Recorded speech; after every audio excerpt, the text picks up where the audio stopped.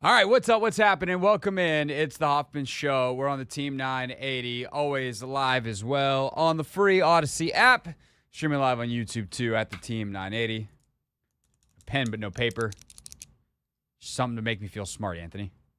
I try to put it should I put it up here in my ear, even though I have headphones on, so it looks a little silly. A lot of silly. Yeah, looks probably extra silly from you looking at it from the side. You couldn't really see it from the front. I'm feeling a lot silly because I've been watching or been hanging out with a 4-year-old all weekend. So niece was in town with my sister-in-law, which was great fun. It was her first time on an airplane, and it was a great weekend. I was at the zoo earlier today, and parents out there, I have so much respect for you. Watching my sister-in-law parent with our assistance on this one, her husband was back at home with the baby, so they've got two. Anthony, I'm exhausted. I mean, you spend a day walking around at the zoo in the sun. Well, that's definitely with part a 4-year-old. That's definitely part of it today was the sun. I'm trying to hydrate. I'm trying to fuel back up. I'm like, should I have had an extra coffee? There's just a lot of energy spent at all times. You have to be on at all times because you never know when you're gonna have to play hide and go seek. You never know when you're gonna have to be silly goose on demand. You just want to sit there on your phone for a few and veg out, let your mind escape to no man's land. So yeah, and then when it's time for their nap time. I almost fell asleep, actually, today on our couch at 12:30, 1 o'clock. Nice. Yeah. But also not nice because we have a show that doesn't end until 7.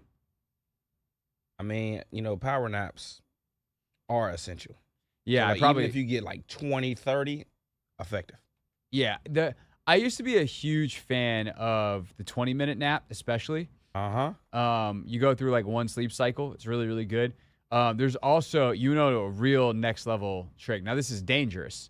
It's for you if you know you're going to have to stay up later because you don't want caffeine in your system too late at night, boys and girls. Really, you shouldn't drink. This is going to offend so many people. Ideally, I'm going to use that word. Ideally, you should not drink caffeine past noon. So some people drink coffee like all day.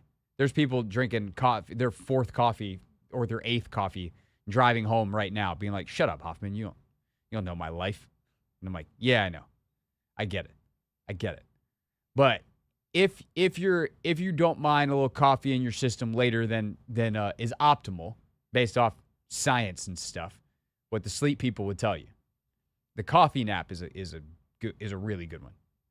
You drink coffee and then you take a 20-minute nap.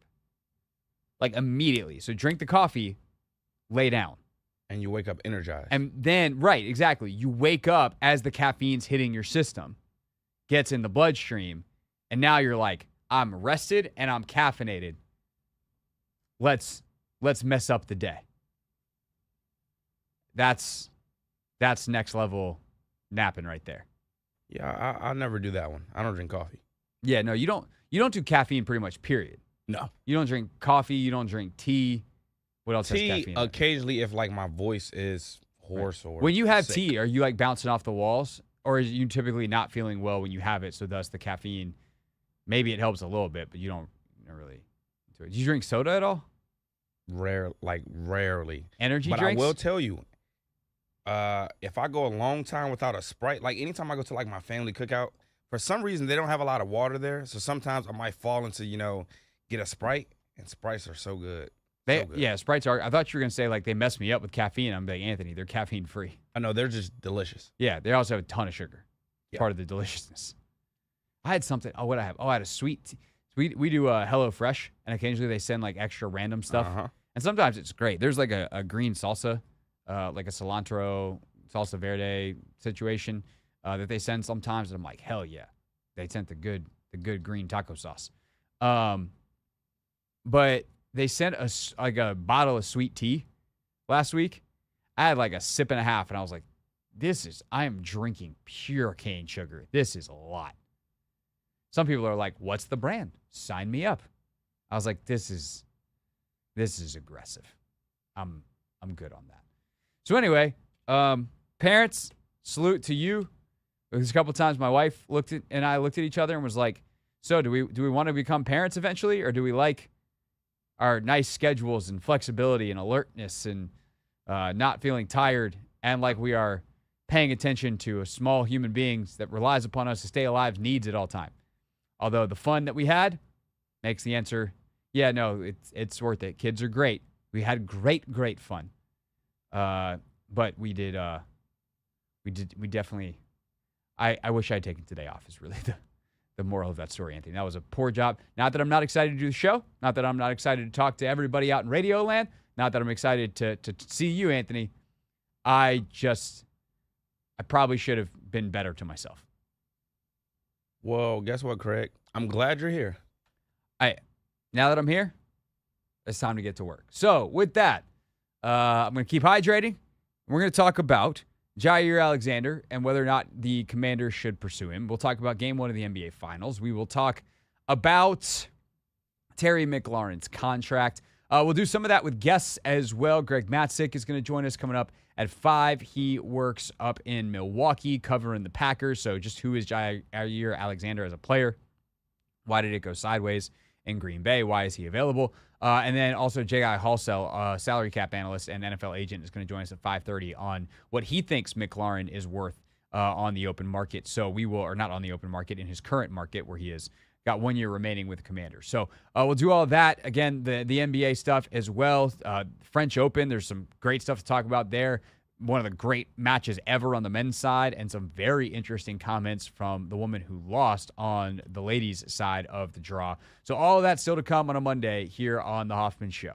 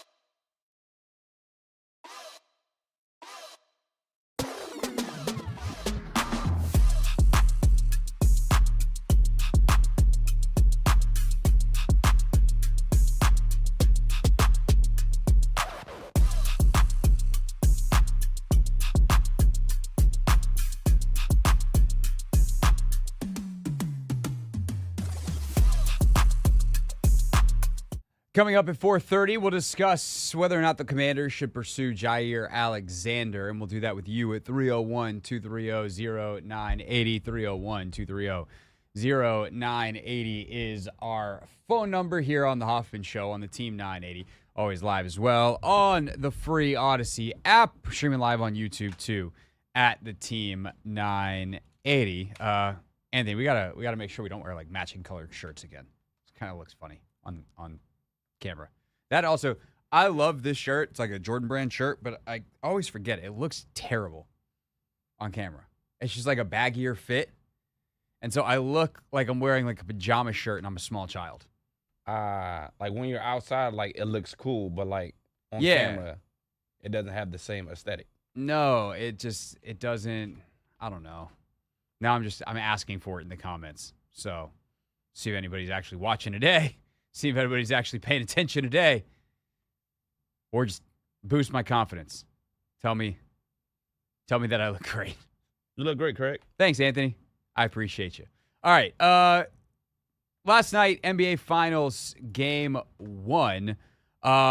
We will discuss that now. And it's a bit of an interesting game, Anthony, because I think people look like I was listening to a couple of podcasts and it's just like Thunder dominate. They bounce back. That's the Thunder. That's who they are. And like, this is true. This is 100% true. This is who the Thunder is, a team that wins by double digits. And at the end of the day, I'm not trying to pretend like anything other than that the Thunder won by, 16 points is what happened. But it was kind of a weird game because it was close throughout most of the first quarter. Thunder go on a mini run to end it. It's 26-20 at the end of the first quarter. Then, in the second quarter, Indiana goes ice cold. But it wasn't like one of these Thunder... Like, when the Thunder did this to Minnesota, it was a zillion turnovers. And it was like, wow, Minnesota can't get the ball past the hash mark. This is crazy. Indiana was getting shots and missing them, and there was a couple of turnovers in there, and they were good challenges. Like, it was very, very good, solid Thunder defense. But it wasn't like this unbelievable deluge of terribleness like the Timberwolves had a time where they didn't look like an NBA basketball team. So you have a 17-2 run in the second quarter by Oklahoma City where Rick Carlisle ultimately calls the vaunted back-to-back timeouts. The NBA is a league of runs. Team scores, opposing coach calls timeout. They bounce back, other coach. And if you ever get a back-to-back same coach calling timeout, pretty good chance that there's a significant lead that is opened up, and that's exactly what happened. And then a lot of times in NBA games, eventually even on a back-to-back, like there's some moment of tension later in the game, and that never really happened. The lead never was single digits, I don't believe, again, into the second half. But Indiana won the second half. And I realize that it's not a tight, competitive fourth quarter, but they still won the fourth quarter. They won it 33-30. They only lost the second quarter by one, a quarter in which, by the way, the Thunder have been dominant all year. They make their runs in the third quarter. And so you have basically 3/4 of this game played incredibly close and one quarter where there's a 17-2 run in the middle. And that 15-point swing is basically the difference in the game. And it very much felt that way watching the second half where you're just like, man, if Indiana could make a run, they're maintaining contact. It's not getting any worse. Because sometimes you have that where it's like, oh, they go on a run and it's 10, but slowly but surely it's like, oh, it's 12. 2 buckets here, 1 bucket there. Now it's 14. 2 buckets there, 1 bucket there. There's a 3 involved. Now it's 15 or 17. Like, it steadily grows. That's not what happened. Like, if I'm Indiana... Ultimately, if I look at the 2 games, I stole game 1, and we played okay for the most part in game 2. We have to put together 48 minutes, and we know the Thunder aren't going to give us anything, and they have options. But it's not like I think the Thunder found anything that was like, oh my God, unlocked, this series is over. And there's a lot of things that if I'm looking at it from the Indiana side of it, I'm like, oh, we can fix that, or if we hit those shots that we can definitely get again, then we're going to be in good shape, and I don't feel bad about our chances to, do what we need to do at home and put some real pressure on Oklahoma City and see if we can pull an upset in this series. Yeah, like off of that point, I definitely think the Thunder have been the better team through the first 2 games. No doubt. But at the same token, they aren't world beaters. Like they can, like the Pacers can beat them. And I think the points you just raised were, there are stretches of the game where, OKC gets the better of them. But my thing is, I feel as though the Pacers only play, I guess we only see the Pacers play solid or good when they're trailing. And like, I think most of the series, they've just been trailing and, going on runs here and there. In game 1, yes, they did steal it. But I think playing from behind against this OKC team, you can't necessarily do that because you fall too far behind. They might not let you back in like they did in game 1. So, I mean, but also the playoffs have been weird. The Pacers have, played from behind. They have been able to come back and, win games. But at the same token, in the NBA Finals, playing against this Thunder team where, Tyrese Halliburton is constantly trying to seek out a mismatch, and you just don't have that. So I think his impact, for one, has been limited to an extent. But it's tough sledding when you can't get a lot going, when the game is tight, and then, you finally get things going when you're trailing from behind. But I don't think you can do that against this team. Yeah, it's tough because some of the matchup stuff is not what, like, you're not going to be able to exploit mismatches against this Oklahoma City team in the way you can other teams. I mean, even guys like Kenrich Williams come in and they're good basketball players who understand. It's actually a great point. I was listening to Kevin O'Connor's podcast on the way in today, amongst a couple of others that I sampled, and I forget the name of his guest. It's not someone that I was familiar with, but very, very good guest. So shout out to him. And sorry, I can't remember your name, but you're on the Kevin O'Connor show, so that's good. That's a big basketball podcast.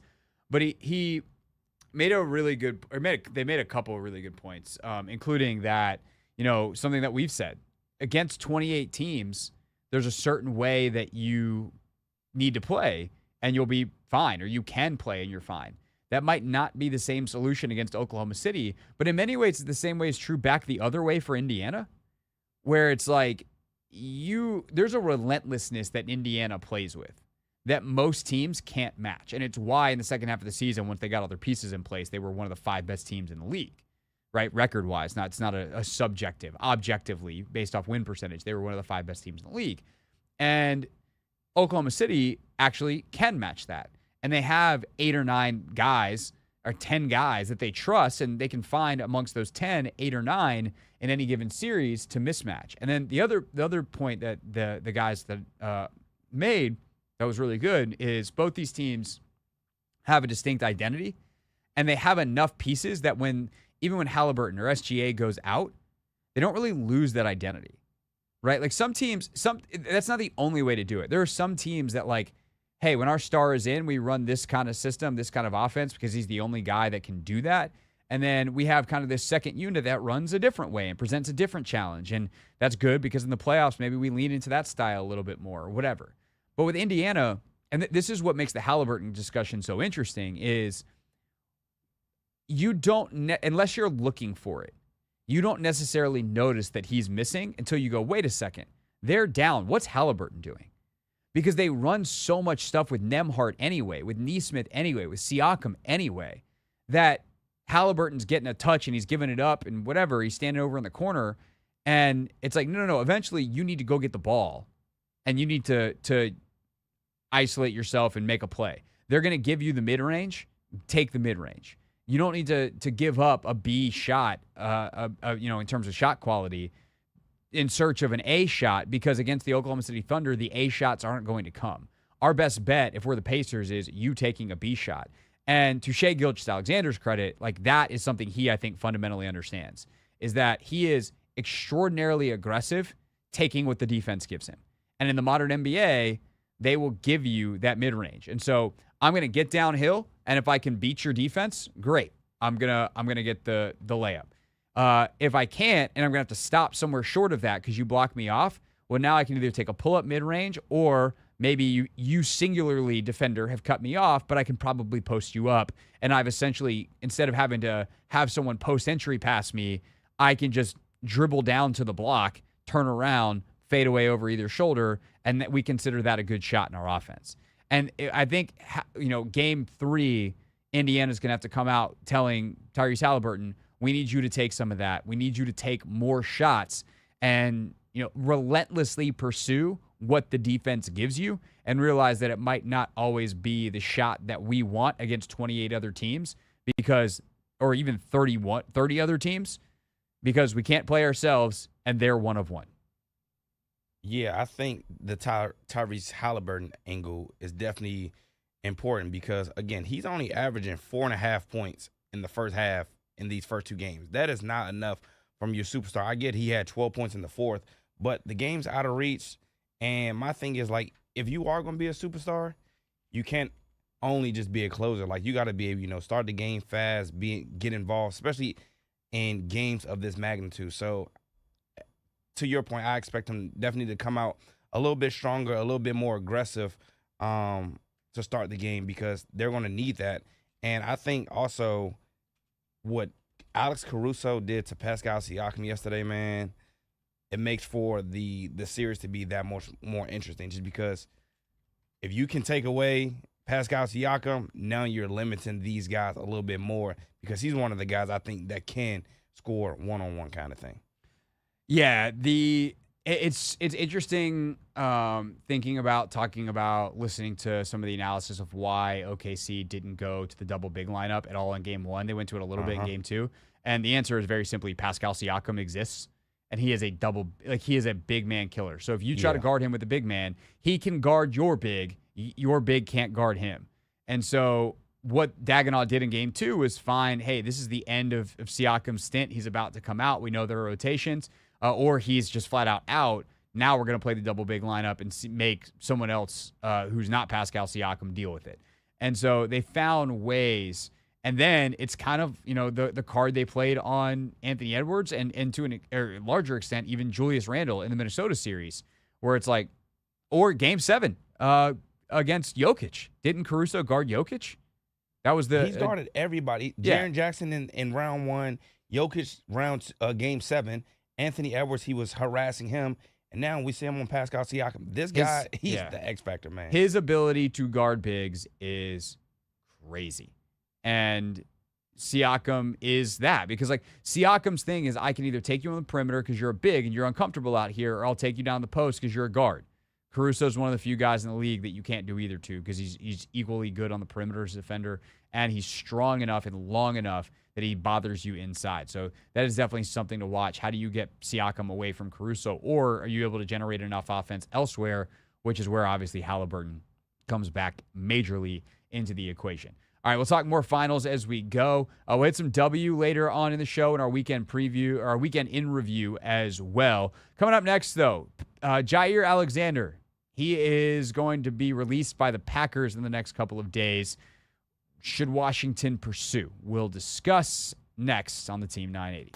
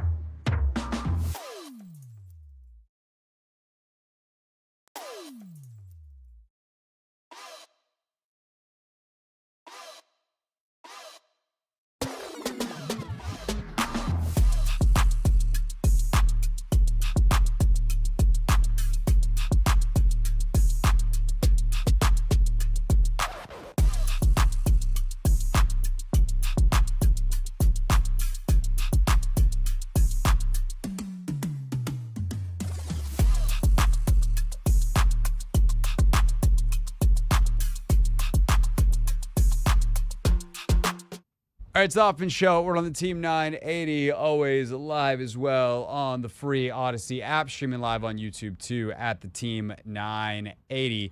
The Packers, I need to change the graphic now because it just happened. The Packers have released Jaire Alexander, their star cornerback, who is one of the best DBs they've had in the last 20, 25 years. They've had some good ones, obviously. Guys like Charles Woodson, certainly a Hall of Famer that you put over him. But Alexander has been a sensational player for most of the 7 years he was in Green Bay. However, he's missed 20 games over the last 2 seasons with knee and shoulder injuries. Multiple, I should say, showdowns with Terry McLaurin over the years. But they just literally, I think, in the last 10 minutes, officially put out the social media post, "Thank you, Jaire," and it now done the paperwork, and Jaire Alexander is released by the Green Bay Packers. So, of course, what happens when this news breaks this morning that the Packers are expected to release Jaire Alexander?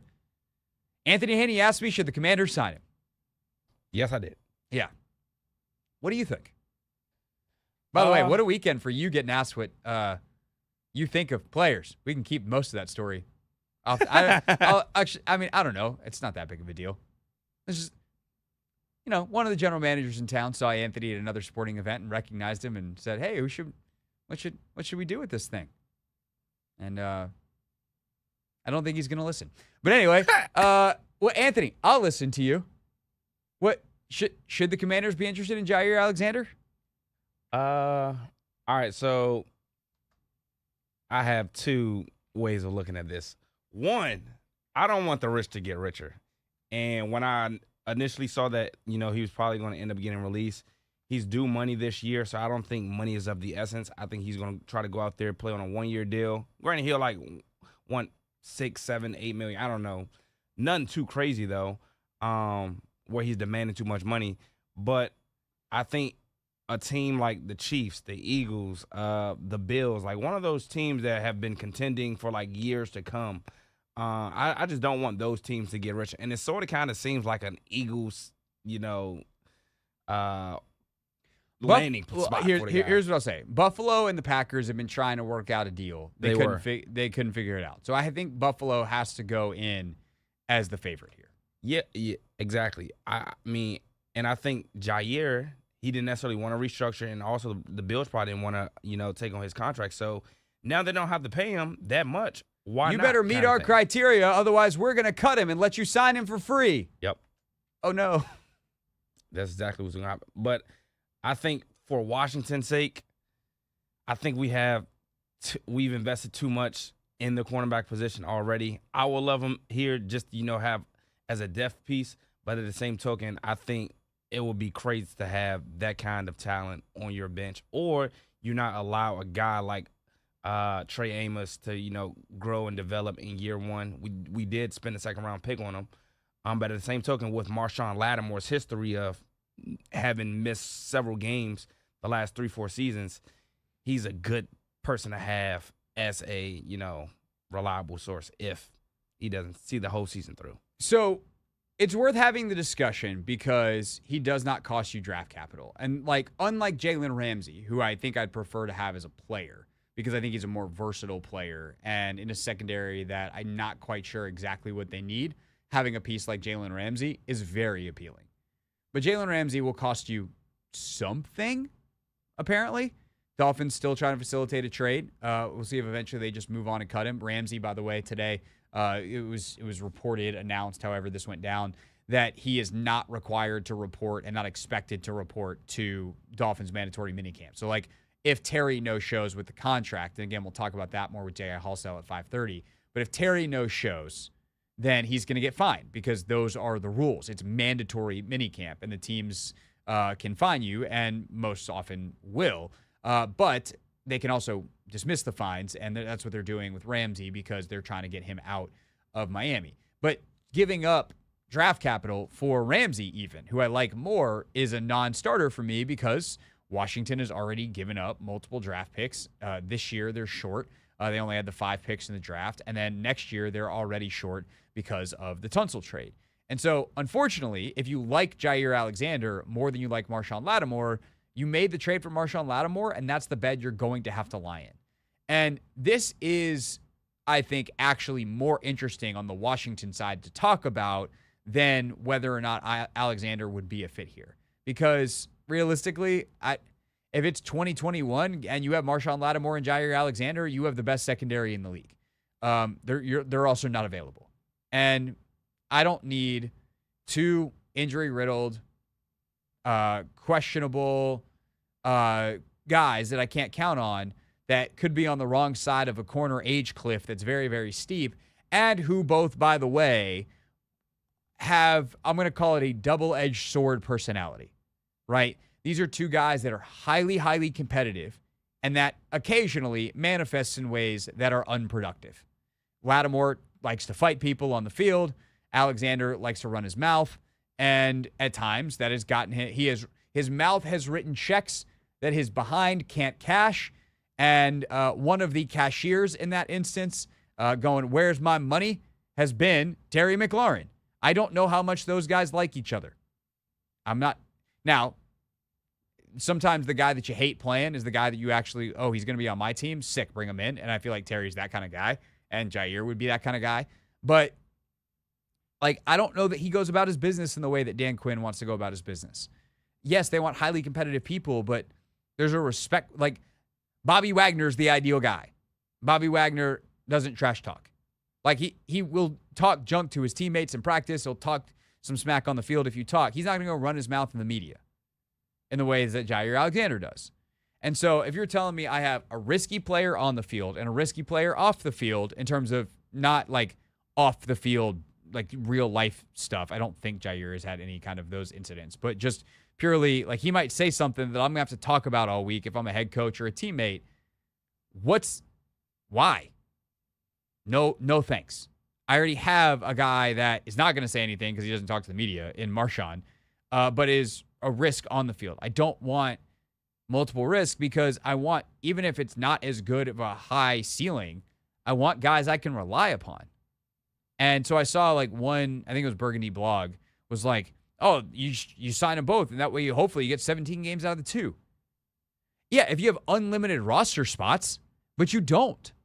That's the thing. This isn't fantasy football fantasy football. You can't even do that because you have you don't have unlimited roster spots. Or it's not even fantasy football in that who cares if a guy sits on your bench? Someone's got to be there. Not your third, fourth, fifth, sixth defensive back. Those guys need to play special teams. Jaire Alexander and Marshawn Lattimore aren't playing special teams for you. And so it's just some guys need to be starters, and if they're starters, you need to be able to rely upon them as much as you can rely upon anybody in the NFL because it's a violent game. But with his injury history, with Marshawn already in tow, I think you forfeited your shot at Jaire Alexander when you traded for Marshawn Lattimore. 301-230-0980, 301-230-0980 is the phone number. Agree, disagree, let us know. 301-230-0980. Do you want Jaire Alexander in D.C.? Your calls next on The Hoffman Show.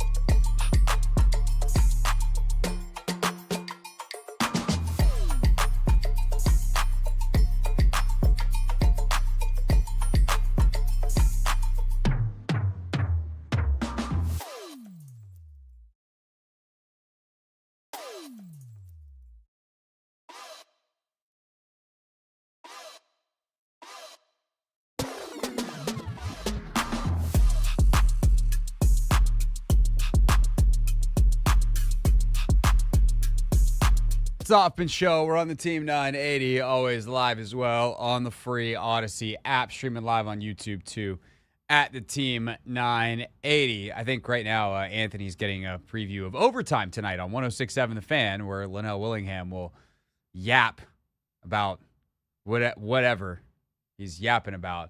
Oh, now you have the Chris Russell baseball bat. Do you think you're all big and bad because you have a plastic baseball bat and some opinions?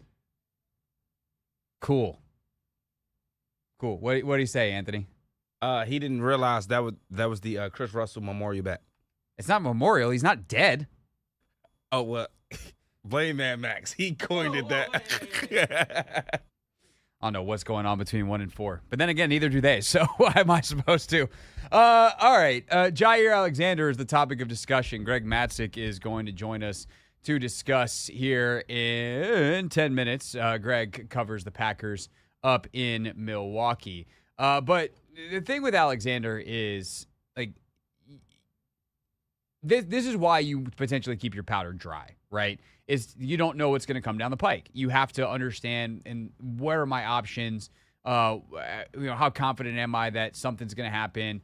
But then again, last year, the Commanders are making moves during the regular season to try to get things, situated at the corner spot after Forbes bonks and ultimately gets cut. And, St. Juice is unreliable in any kind of remote big situation. And they go, like, we need to have someone who we think we can get in here and help us sooner rather than later. The only thing about that, though, Anthony, is, and again, like, I don't actually know that I'd want Alexander over Lattimore. Like, to me, they're very similar level players at this point. It's literally anybody's guess in terms of the reliability between the two, in terms of how many games that they've missed. But with Lattimore, there was this like big, this is not just a short-term move. This is a long-term move.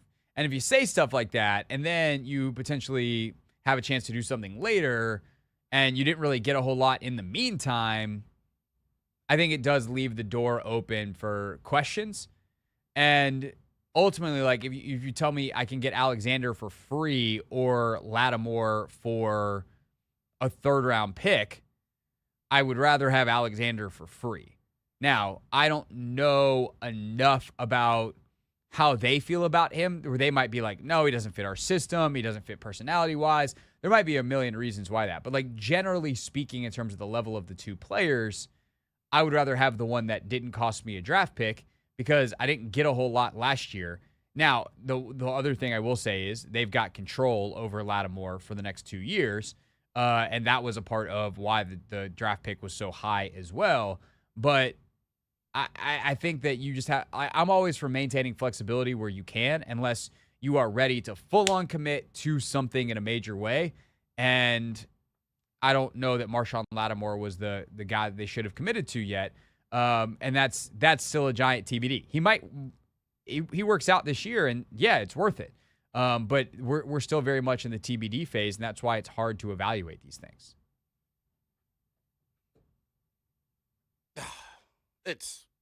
You're not the person who's supposed to be talking right now. I'm not, but I couldn't help but. Oh God! Hearing you chew on this, I couldn't. Could you at least come in here? Fine. Just no. We're too late in the segment. Just go, Linnell. Okay, fine. Welcome to the show. So thank you for having me as always. So. This is what I guess I'm Kool-Aid Man burst through the wall. Hey, thanks for having me. Oh, yeah. I'm going to flip it back on you because I kind of hopped in mid-segment. Like, okay, go. Are you telling me when they were both – first of all, both the issue with Jaire and Marshawn and why they were expendable by their teams is the injury history. Yes. Jaire's is, like, slightly worse than Marshawn's, and sure. I think Jaire's the better player, though. My whole thing, like, I haven't done enough tape work on Jaire Alexander to, like, have a strong opinion on who he is as a player. I know that the last time I don't feel like there's ever been a talk of a drop-off of Jaire Alexander in the way there was on Marshawn Lattimore, right? So, one, Jaire might be. But you cannot – I don't think it would be wise at this point to sign Jaire Alexander and then have them both here. And I'm not cutting Marshawn Lattimore to make room for Jaire Alexander, because I've already made the bet. I mean, I guess you could and just consider it sunk costs. The picks. I would say There's no money to eat. Like this is the silly thing about yeah. everything that we talk about with the Commanders. Or like even we had a comment in our YouTube stream that's like Samuel says we need to get Terry done before signing anyone. Plus, I think they are good at CB. And the Terry part is irrelevant. Who cares? They have so much cap space. And that doesn't affect this year either. That would be next year's cap, wouldn't it? No, it's this year's cap. I mean, unless they sign him to a multi-year deal. Terry. Oh, no, Terry. Right. Well, Terry could also probably Terry's cap number might come down this year. Often it does in the first year. Can you redo this year? But they don't need. They have cap space. Cap space is not an issue.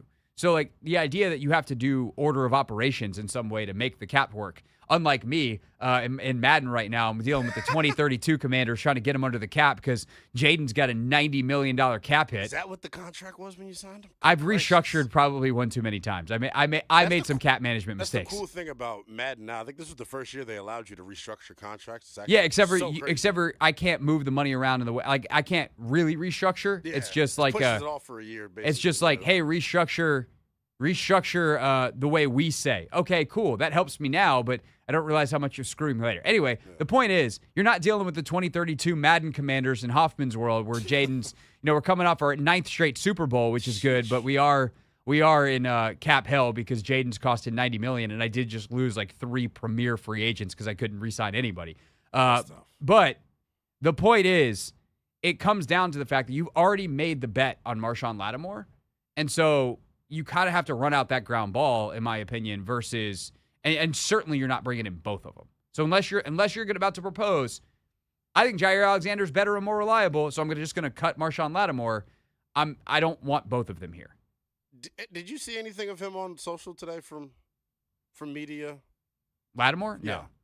They sure put Tunsil out there. Yeah, I know. So the fact that they didn't put Marshawn out there, either he's skipping media day and showing up tomorrow, which would I get weird vibes around his situation because everything you hear about him from people in New Orleans, he's an introvert.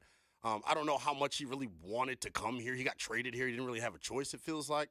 I'm not saying he's disgruntled or anything like that, but I don't think it's a huge nothing burger that he just chose to skip every opportunity to meet his teammates. I mean, this is what he's done, and sometimes these guys have routines, and I know I will say this. I feel of the 3 guys that are out, Terry, 0 problem, understand the situation. Tunsil, minuscule problem, would like you to be here to meet your new teammates, but you have earned it, and you're still playing at a high level when you don't jump off sides, which was a systemic problem in Houston for everybody last year. And a lot of them, even if you go inside, some of those were on 3rd and long type deals, and it was a weird bit. Yeah. Anyway, Lattimore, I feel differently about. And I don't know if I've been wrestling with whether or not that is fair, but that's how I feel. I do feel like it's different. I do feel like there's something.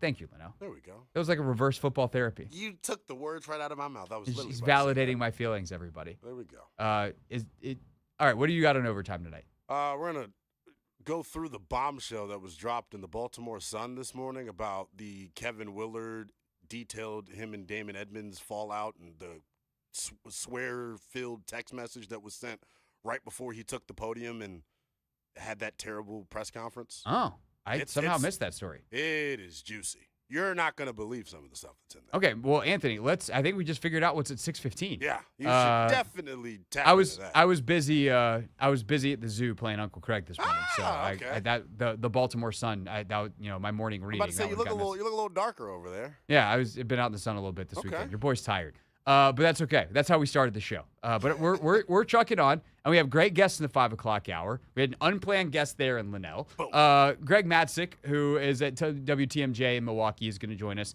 Talk about Alexander more next. And then coming up at 5:30, Jaire Halsell on the McLaurin contract. So got all that still to come. Plus, we're going to talk about this Kevin Willard thing later in the show. I didn't even know that till right now. It's Hoffman Show. We're on the Team 980, and we're always live as well on the free Odyssey app.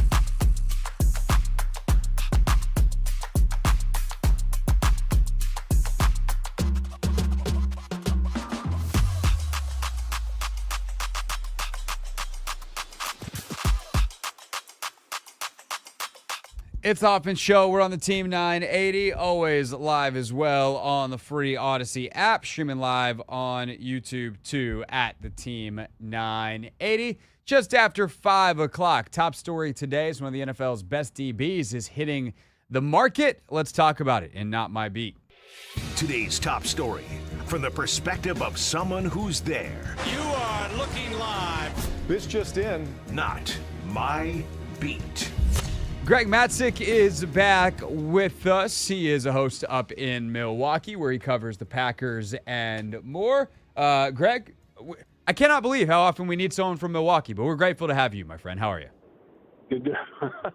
Happy to join, man. You want Jaire? You want a little bit of that in the nation's capital? What do you think? Is this like open season for Commander fans? It is open season for fans. I happen to think that they made their move at corner last year with the Marshawn Lattimore trade, but I'd like to know more about Jaire Alexander before I submit my final opinion. I'm someone who likes to have information, Greg. So here we go with the information. What happened with Jaire Alexander that the Packers looked at someone who has been very good for them when healthy, even though he hasn't been healthy much lately, and said, we're good here, time to go, time to move on? Yeah, this has been a slowly eroding relationship with Alexander in the front office. And wouldn't you know, it came after he was made the highest paid cornerback in the NFL, 4-year, $84 million contract. That is big bucks. And at that time, he was a 2-time All-Pro. So certainly deserving of it. The Packers defense at that time was much maligned. They needed all the stars they could possibly have, and Jaire was one of them. And then came an injury, and he only played a handful of games. And then he had a nice rebound season. And then more injuries. He's played 14 games over the last 2 years, and then was also suspended in 2023 for a very peculiar incident in which he inserted himself as a captain and went out and took part of the coin toss. That was not a team-issued sort of thing. That was Jaire being Jaire and feeling like he belonged in that spot. He was suspended 1 game for conduct detrimental to the team. So it's been this sort of bizarre and peculiar last couple of years for this difference-making sort of player. I kind of describe Jaire Alexander like I described Jimmy Butler. If he is engaged and interested, he is a nightmare for the opposing team. If he is not engaged and he is not interested, he is just a nightmare. And that's where I stand on Jaire Alexander. Incredibly talented, kind of has a mind of his own. He beats to his own drum. If he is interested, he can help any team in the NFL. If he is not interested, then you have the reasons why Green Bay released him today. So when you look at Jaire moving forward as a player, if I tell you he's going to be healthy and you're a contending team, would you want that guy on a 1-2 year type of contract, or is there also some kind of concern with the play level dropping off, which is kind of the discussion we've been having about the guy that we traded for here in DC, which is Marshawn Lattimore? Yeah, so that's kind of the difficult part. So Jaire is still pretty young, right? So he's got some runway left, I would imagine. And he's also not played a lot, right? There's been a variety of injuries. And part of the other complicating component of this, Craig, is that Jaire would practice throughout the course of a week and then not play on Sunday. And he would practice some throughout the week and then not play again the next Sunday. So it was sort of this revolving storyline where it felt like Matt LaFleur was getting frustrated and irritated, thinking that he would have his corner back. In fact, he did come back for a game last year and played. Then after, just a small handful of snaps, he was gone. And that kind of, just took the Packers' defensive game plan for that day and just ripped it apart. So it's been a source of frustration.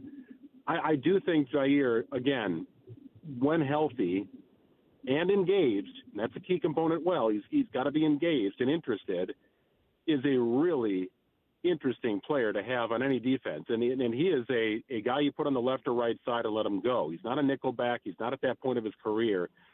So, yes, I think he can be a difference maker.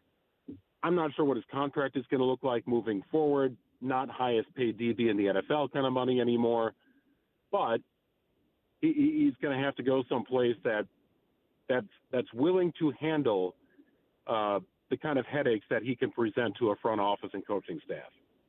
Yeah, it doesn't sound like Commanders kind of guy. That's not really how they've rolled here. Why do you think as Greg Matik, sports director, WTMJ Milwaukee, is with us, why do you think that the Packers couldn't ultimately get a trade done here and were forced to release him, knowing that they've been working on this for months and months?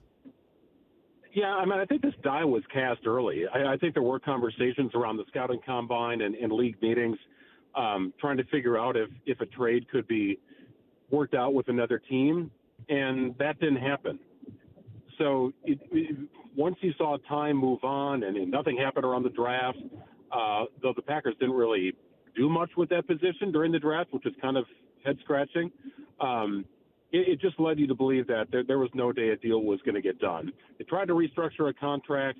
Reportedly, it was a little more on the team-friendly side versus, highest paid DB in the NFL side, and Jaire just kind of walked away from that idea. So by releasing him today, Jaire doesn't participate in the Packers' mandatory minicamp.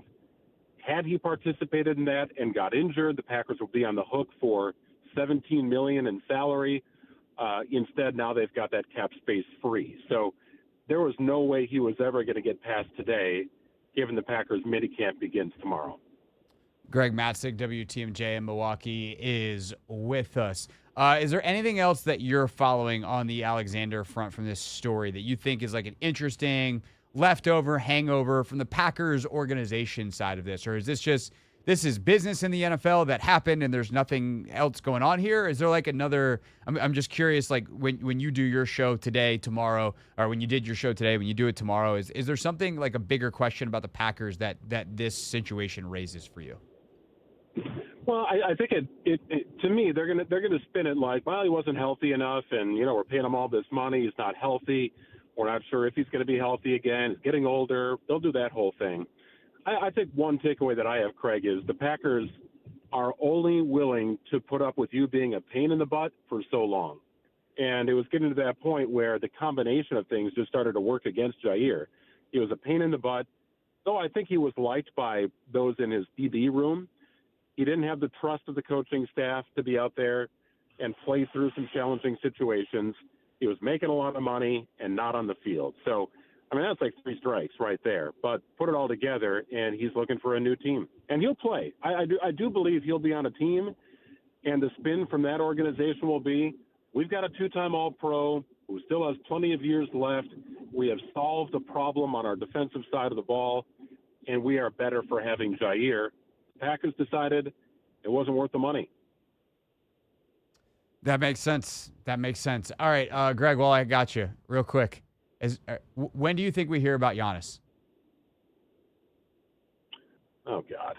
We're doing this. just like, when should we expect to hear, oh, there's stuff happening, or like, no, they've had the discussion and they decided that he's staying, which I hope for your sake that is the case, because I think that has been an amazing relationship that we've seen with a superstar with a city that has not only loved him, but like a franchise that did a lot of good stuff and won a championship there. Like, that's a great story, and I hope that he finishes his career there. So I'm asking, hoping that the answer is soon we're going to hear that they had the discussion, not in a way to say, like, I'm trying to pry him out of Milwaukee. I don't think you're going to hear anything. He's just going to be on the team. Like, nothing. I don't envision any. Although there will be Sharania reports or Chris Haynes reports on it. My understanding is that the Bucs and Giannis have already had a conversation.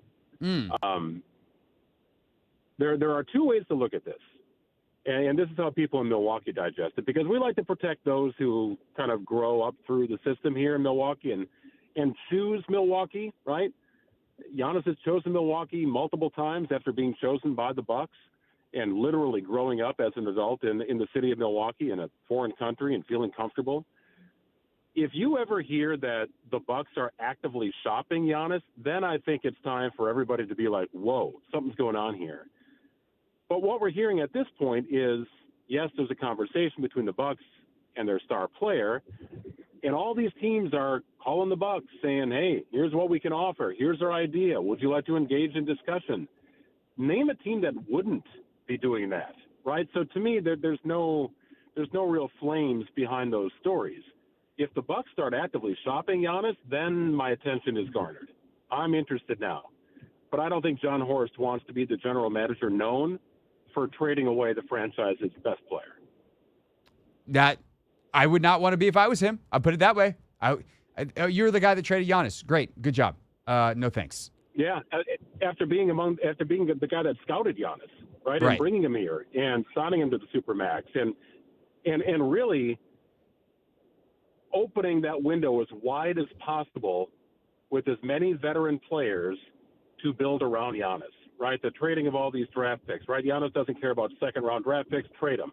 We'll trade 3 of them for Jay Crowder. Well, that didn't work out very well, but nonetheless, John Horst's goal was to maximize the window to win a championship with Giannis. And now you're going to see some pieces fall apart. They traded Chris Middleton. Brook Lopez, I don't think will be back next year.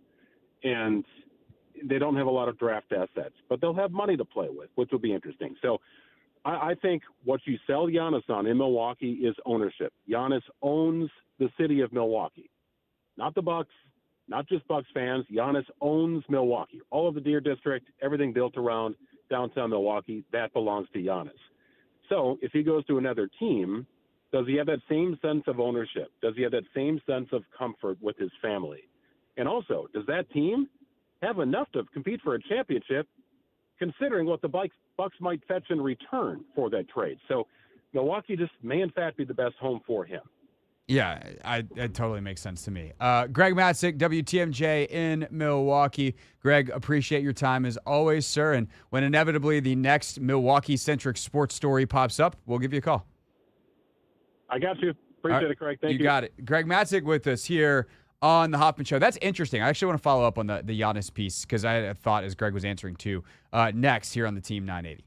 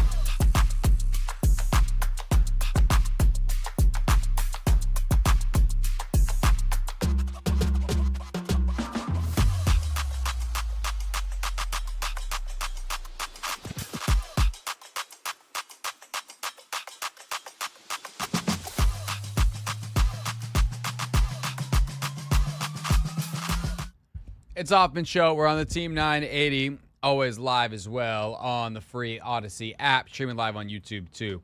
At the Team 980, we will talk to Jaire Halsell about Terry McLaurin's contract coming up in about 9 minutes. What does he think that McLaurin is worth? I'll pitch him on the contract that I think Terry should get, the one that I've been kind of floating out there. Say this feels fair for all sides, and we'll see how these things get contentious, which apparently it has on some varying level this time of year. Right now, though, following up quickly on the conversation we just had with Greg Matik, Anthony, talking about Giannis. Greg joined us mostly talking about Jaire Alexander. By the way, can we put the Alexander thing to bed? Talk about a guy who doesn't feel like a commander, guy that would. I forgot about the captain thing. Yeah, I'm a captain. I'm gonna go out for the coin toss. That was crazy. Nuts. Clown behavior. Not here for it. Not what Adam Peters and Dan Quinn are looking for. So I think we're good on Jaire Alexander. But on the Giannis front, this is why if you're a team, like you always why you don't want to put stuff out there, right? Why you want to wait to the last minute possible to make decisions, right? So let's say in the immediate aftermath of the season, Milwaukee's thought was like, we are screwed. Right? Indiana seems pretty good. Boston's really good. Cleveland's really good. We have been surpassed. We are out of runway. We tried to do this Kuzma thing. That didn't really work out. Maybe he's better for us next year. Brooke Lopez is going to be gone. Drew Holiday has been gone for a couple years. Like, the only way for us to do this, to get back to a championship at some point, is to restart. And if we're going to restart, we need to just say, hey, we're going to have to restart eventually. Let's max out the value on Giannis and let's trade him. If you're Milwaukee now, Cleveland bonked again. Indiana's very, very good, clearly. And Boston might blow up their entire team because of the Tatum injury. How many teams are in the Eastern Conference feel better than Milwaukee going into next season? Pistons. So, you think the Pistons feel better than the Bucks? I'm not saying that's necessarily wrong, but if I'm in Milwaukee, I'm like, we have Giannis. Who's your best player? Cade Cunningham's really good. Giannis is 29 years old in the absolute peak of his powers, is a champion and an MVP. Cade has had one nice year. I'll take my guy. They young, though, Craig. They young. Right. Young teams don't win in the league. And again, would I rather be in Detroit's position than Milwaukee's? Yes. Cavs, I think, would have a legit shot, but like, did they make it any farther than Milwaukee did this year? No. I guess the second round. Yeah. Cool. Great job. You seem to have a real low ceiling, Cavs teams. That's it then. Right. And that's before Milwaukee makes any kind of move. And so this is why that you want to keep, not necessarily keep your flexibility, but like why you don't want to commit to anything until you need to commit. And so if you are Milwaukee and if you're their GM and after the season, you're like, yeah, we're going to talk about Giannis. We're going to probably trade him this summer. And then all of a sudden it's like, well, there goes the relationship. Bridge is burned. And you can always say like, we're going to evaluate all options. Because the thing is, you also don't want to pigeonhole yourself in a corner the other way. You don't want to be like, we're never trading Giannis. And then it's like, you said you were never going to trade Giannis. Be like, look, we were going to do what's best for the organization always. I find it hard to believe that what's best for the organization is getting rid of one of the best 3 players in the world. So take what you want out of that. But we always evaluate everything. And why, as annoying as stuff like that is, it's the right way to approach it if you're a general manager, a team decision maker, both in what you say and the controlling the message to your fans, but also in practice to be like, guys, we need to turn over every stone. Like if I'm in the Cleveland Cavs organization in 2016, I'm not going, hey, should we trade LeBron? Obviously. There's never a conversation in Golden State about trading Steph Curry. There's a few exceptions. But most players in the league, if there's 450 players, 446 of them, you're having the conversation. The conversation might be very short. Hey, are we going to trade SGA? Nope. Impossible for us to improve on that. And maybe SGA is one of the 4 at this point. He is the reigning MVP. Jokic, etc. But for the most part, most teams, especially with the cap and the aprons and all that stuff, it being where it is right now, you have to make sure that you do the exercise. And most of the time, for way more than 440 something of those players, the exercise will end in, all right, how do we build around that guy? How do we supplement? But if you're Detroit and all of a sudden you're like, I don't know, should we trade Cade Cunningham? Definitely not. What about for Giannis? Oh. Like, that becomes a different discussion. I wouldn't do it if I was Detroit.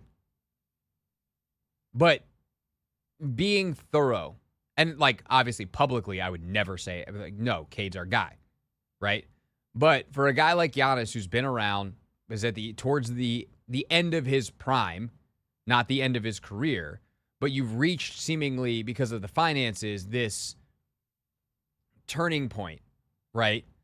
I think you at least have to have the conversation, but the conversation ends at the point that you go, how do we get better by trading Giannis? And the answer is you don't. He's too good. And he's still been too healthy and too productive and too consistent. There's not a risk there that you're like, oh, well, if he does this, like, no, you don't. We can talk more about, obviously, what's going on in the league over the next couple of days. Plenty of time in between these finals games. But next, we shift things to Ashburn and why Terry McLaurin isn't there and isn't expected to be there tomorrow. Jaire Halsell, NFL salary cap analyst, joins us here on The Hoffman Show.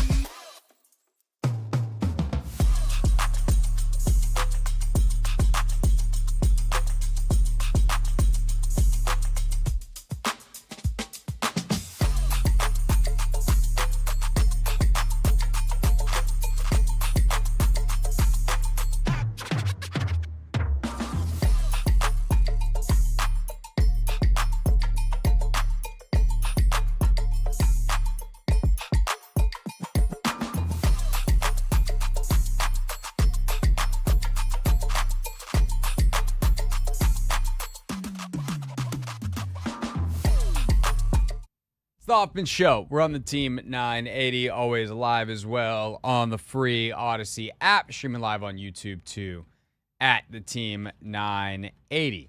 Right now, it is time to bring in our guy, Jaire Halsell, who is an NFL agent and salary cap analyst, talk about Terry McLaurin's contract situation, as well as a couple of others with the Commanders. J.I., how are you, sir?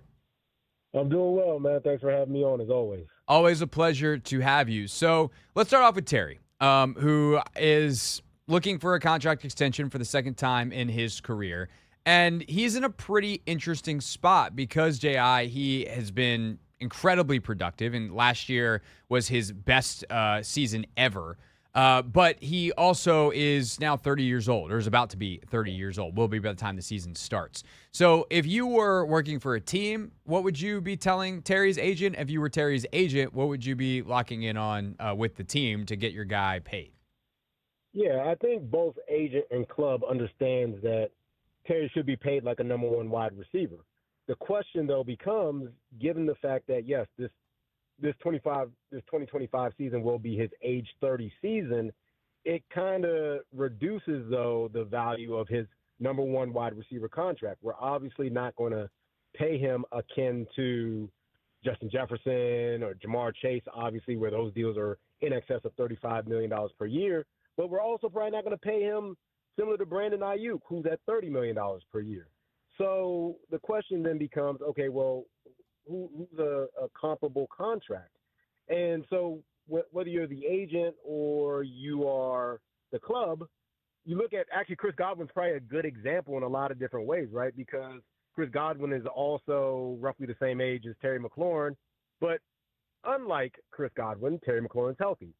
So we know that Chris Godwin is coming off of a severe ankle injury last season, and yet the New England Patriots were willing to pay him $30 million per year in free agency this year. So if I'm Terry McLaurin's agent, even though that's not a real deal, I'm pointing to that fact that this team was willing to pay Chris Godwin $30 million per year in free agency coming off a severe ankle injury.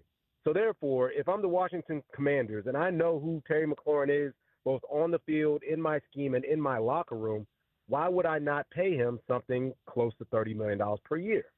Now, T. Higgins is another kind of comparable, even though he's a number two wide receiver in Cincinnati. But as a high-end number two wide receiver, he's getting paid just under $29 million per year. So those are all the different considerations when we think about, okay, from an APY standpoint at least, what should a Terry McLaurin deal look like? So if here's a contract that I have been throwing around as like, this feels fair to me, J.I. You tell me what you think of this. Let's go 3 for 90. So we hit the 30 million, 76 guaranteed, which would put him in the top 3 of total guarantees, according to Over the Cap. That would actually get him the the second highest behind Jefferson. That actually put him above Chase. And fully guaranteed, obviously, the total guaranteed versus fully guaranteed, those numbers are a little bit different, and that 76 is a little bit farther down on that front. But that way, we keep things fairly short. We're pretty confident that Terry is going to be good for the next couple of years. It's obviously pretty dense in terms of the cash flow there. But if I tell you 3 for 90, 76 guaranteed, how does that sound to you? I think if it were structured in a way whereby, let's say he's making 76 in the first 2 years, so that first 2 new year average is 28, I think that makes sense because then, we're talking about, well, no, let me take that back. That's actually not proper math. So 76 million on a 3 year, So you're looking at basically like a true 30 probably those first 2 years and then a $16 million hit in the third year. The challenge, so for me, I'm thinking the only way he gets to $30 million is if what we've seen in like the Tyreek Hill deal, the Devontae Adams deal, whereby, there's a big chunk of money in the last year of the deal. So in my head, I'm thinking if the goal is to get to $90 million over 3 years, well, perhaps it's ballpark it, let's call it 56 in the first 2, and then 34 in the last year of the deal. So that way, now you're getting the player his $30 million per year APY that he wants, but in my head, I'm paying 26, 27 in the first 2 years, which I think is probably the right number when you compare him to, say, a DJ Moore contract. But we're only getting to 34 mainly for aesthetic purposes. Jaire Halsell, salary cap analyst, also an NFL agent with 3 Strand Sports with us here on the Hoffman Show. Okay, so that makes sense on some level to me. If I'm Terry, I'm saying I'm better than DJ Moore. I'm better than even like DK Metcalf is a deal that I've heard thrown around as a comparison. His was a longer deal with a lot of funny money in it, but everyone kind of gets to say their thing in terms of the number. They get their bragging rights here and there, but it's something that still kind of works out for the team.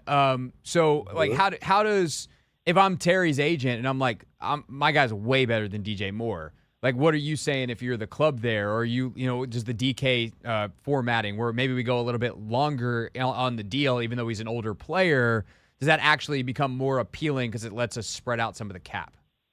I would say that a couple of things. When we talk about DK Metcalf or any of these other kind of 30 million plus per year wide receivers, all those guys are a lot younger. Well, and a lot is a relative term, but they're younger than Terry McLaurin. They're not going into their age 30 season, right? And so that's where it becomes, okay, if we're going to get you to 30 million per year, we're really only doing it for aesthetic purposes. I really feel comfortable with 28. And so now on the agent side of this, if you're telling me we can get there to 30 million per year, aesthetically, so that it's 3 years for 90, but you're going to guarantee 56 million of it or more, then perhaps that's where you kind of strike the balance. It's like we're not getting to the APY that we necessarily want, but if you're going to guarantee a significant portion of it, for most of these player contracts, that's the most important metric anyway.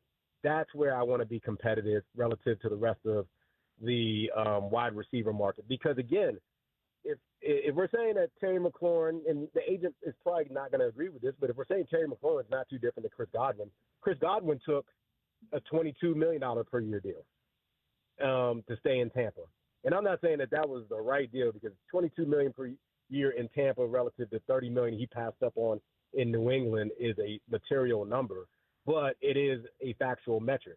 So, again, you've got to figure out kind of where do you want to pick and choose your battle when we think about structuring a deal for Terry McLaurin. And I think for him, it's about winning on the guarantee and maybe not getting caught up in, I want a $30 million per year guarantee like some of these younger wide receivers.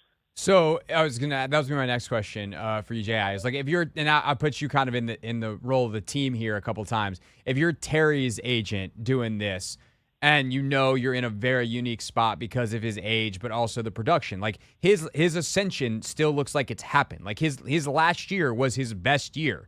So you're going to be arguing that my guy's not even declining. Like he's still on the ascent. He's still getting better. He's only going to get better with another year with Jaden and Cliff. What's a number that's important to you? Is it, if I'm sorting this out on Over the Cap, looking at it, is it the total guarantees? Is it the fully guaranteed? And what kind of ballpark do we need to be in to get this done? Yeah, I think it really is how much is truly guaranteed at signing, what is the total guarantee. Because I'm thinking this is going to be more of a shorter deal, it is the vast majority of the total guarantee being truly guaranteed for skill, injury, and cap at signing. And again, it's really about maximizing the total guarantee relative to the number of years on the deal, and that being that guarantee per year number. That's way more important than where we end up on the total value average per year. So the last question I have on Terry's contract for you, J.I., is Jaden Daniels, and I can't believe we're already talking about this, but like in 3 years, Jaden Daniels, if he is remotely close to what he was last year, is going to be the highest paid player in football. He's going to make God knows how much money, $70, $80 million a year. And the cap, it'll be relative to a cap that's continued to go up in that point. But we know that eventually, like, you want to have very clear decks to be able to get that deal done the second Jaden becomes extension eligible. How does that impact what you might do for a guy like McLaurin if you want to say, hey, it's going to be maybe a 3 or 4 year deal, and normally we pack a bunch of money at the end? Is there any scenario where it makes sense for the team to pack something at the beginning because they have money and space now, and you know that you want clear decks later? I think so. I think you can get both of these guys signed.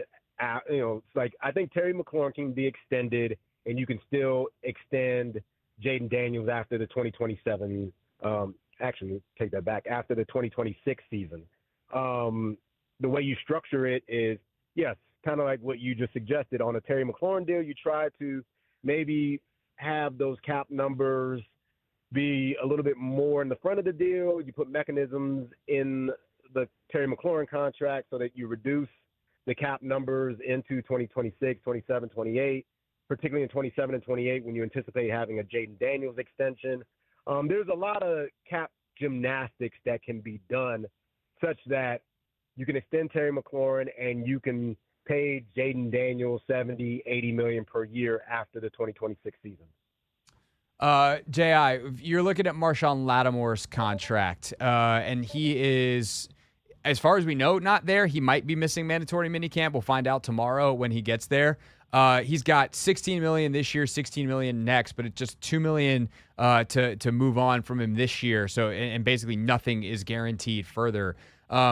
Does that scream to you that this is a guy that wants something with his contract? And if so, what would it be? Or, he's missed OTAs and a bunch of voluntary stuff in the past. And maybe he shows up tomorrow and this is no big deal. But based off the structure, like, does this seem like something where he might want something? And if so, how can Adam Peters make him happy contractually without changing too much of the math on his end of it? I think for a guy who they traded for and didn't really get a lot of return on last season, I don't really foresee them doing much contractually. And also, you just said it. I mean, he's got a history of he's not really a big off-season workout participant historically. So I don't really see the club doing much, if anything, to adjust his contract, even if it is to sweeten the pot here in 2025. Yeah, that's the question I have is if he doesn't show up, you just be like, all right, we'll guarantee some of your money for this year, but we're not actually changing anything. We can still cut you after the year, et cetera. But we'll see. J.I. Halsell, salary cap analyst and NFL agent for 3 Strand Sports. J.I., always great to have you. Thanks so much for your time as always and the insight on this very complicated conundrum the Commanders are in with Terry McLaurin. Appreciate it, Craig. All right, it's Jaire Alexander with us here on the Hoffman Show. Still to come here on the Team 980. We have our weekend in review coming a little bit. How did some of the teams in town do this weekend? Well, some good, some bad. There's also the comments made by Aryna Sabalenka, the runner-up at the French Open. You definitely probably saw these over the weekend about her loss to Coco Gauff. Anthony just screaming in our chat this morning, foul play.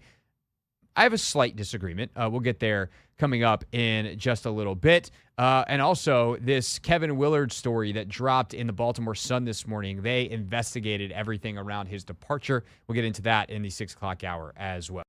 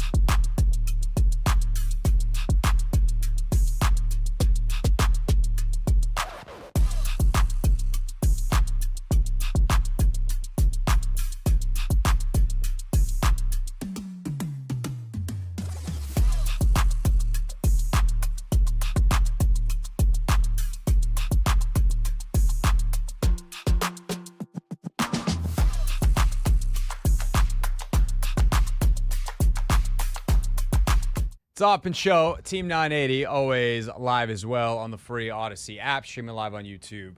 2 at the Team 980. Tomorrow, we will be in Ashburn. Minicamp starts tomorrow, mandatory minicamp.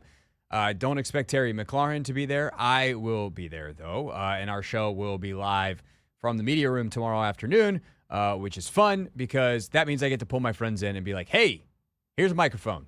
Start talking. So Sam Fortier might be on the show tomorrow. Nicky Giavallo might be on the show tomorrow. Whoever else is, bopping around in between TV hits is bored. So pick your favorite local TV anchor or your least favorite local TV anchor. They equally could be on the show tomorrow, unless it's Chick Hernandez. Because I think I saw on Instagram that Chick is in Morocco right now. No, where is he? He's in Turin. So he's in Italy. I think he was in Morocco. He's traveling. Everybody's about to be traveling, huh? Yeah, we're getting into vacation season. You're about to be on vacation. I am. Are you? I don't think so. We'll see. I have one trip now that I think I might do in July. But other than, and it's a family adjacent thing.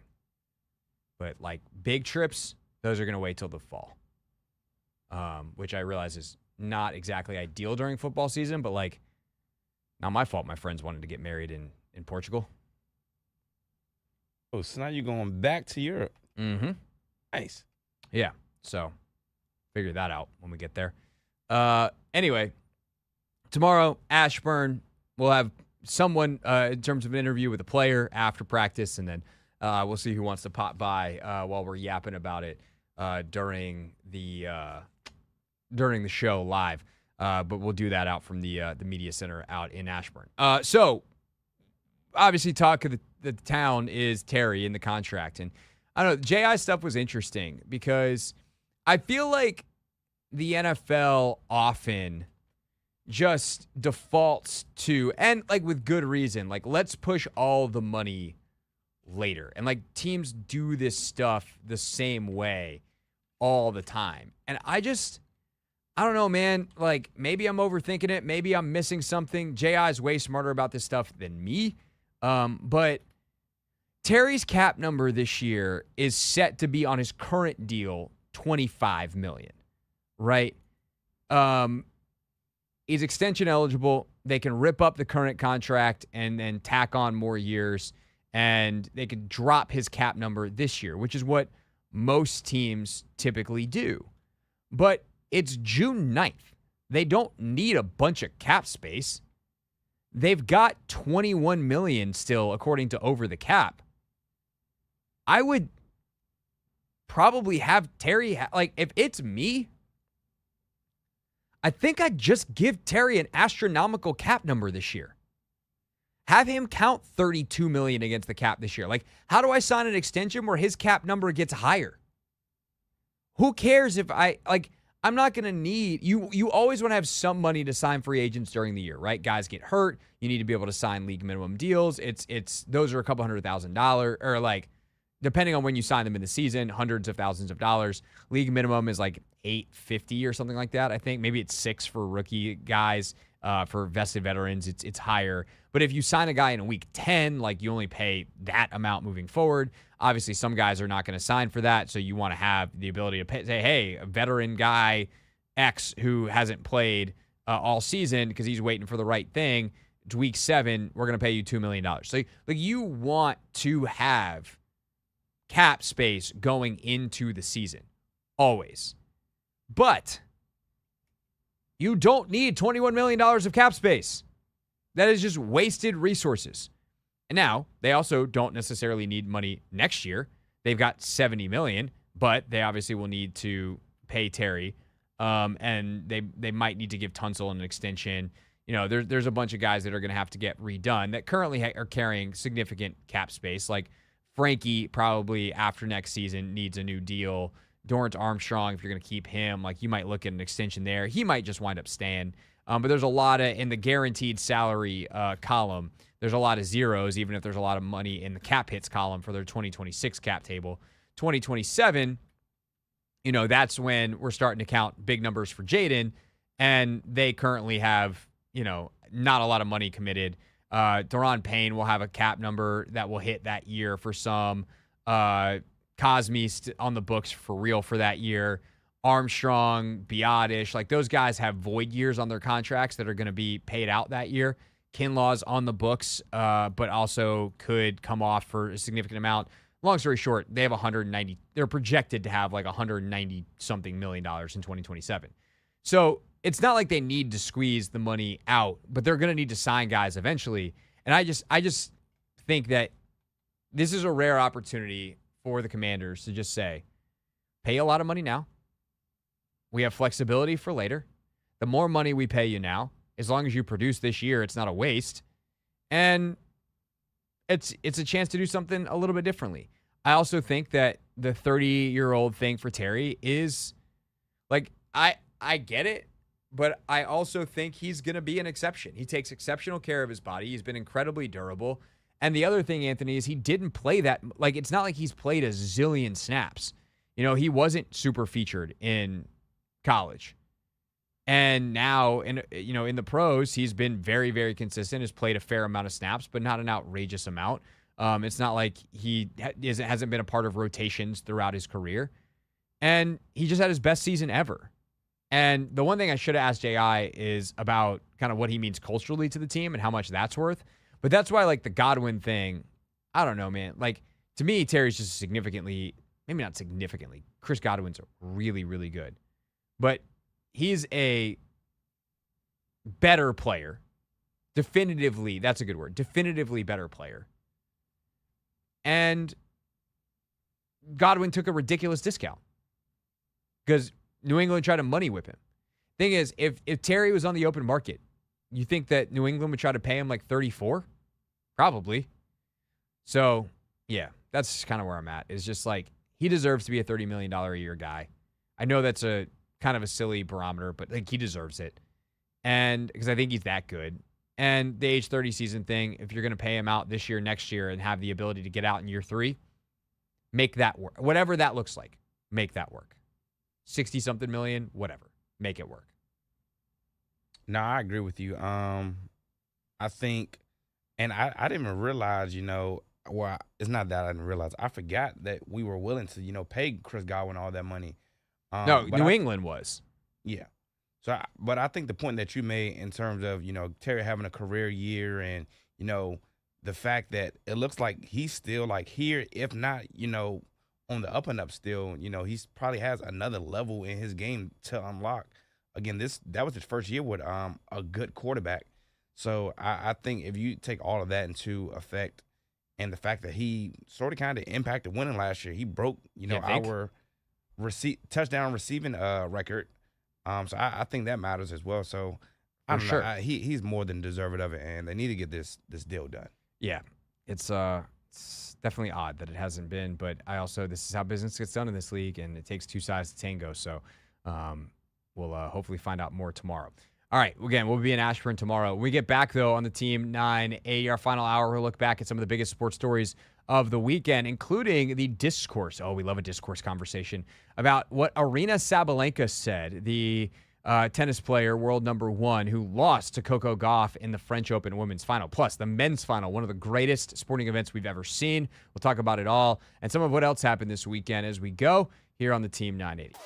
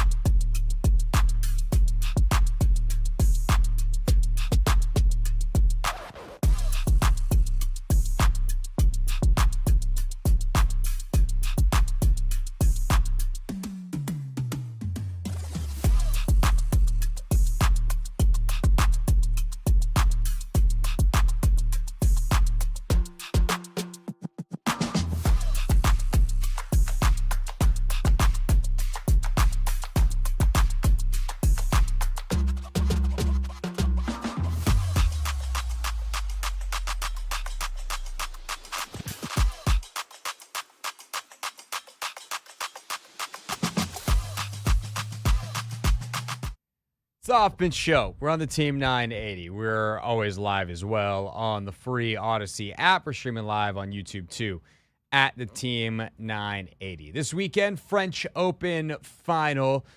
Win for Coco Gauff, her second career Grand Slam following the 2023 U.S. Open, and then an absolutely epic match between Jannik Sinner and Carlos Alcaraz. 5 sets, almost 5.5 hours of tennis. Alcaraz comes out the winner.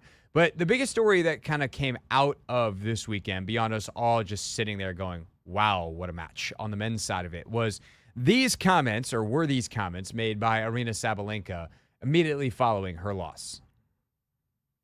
I would say, so basically that's it. I was just making unforced errors. Like, I don't know, I have to check the statistics. I think she won the match not because she played incredible, just because I made all of those mistakes from, like, if you look from the outside, kind of like from an easy balls.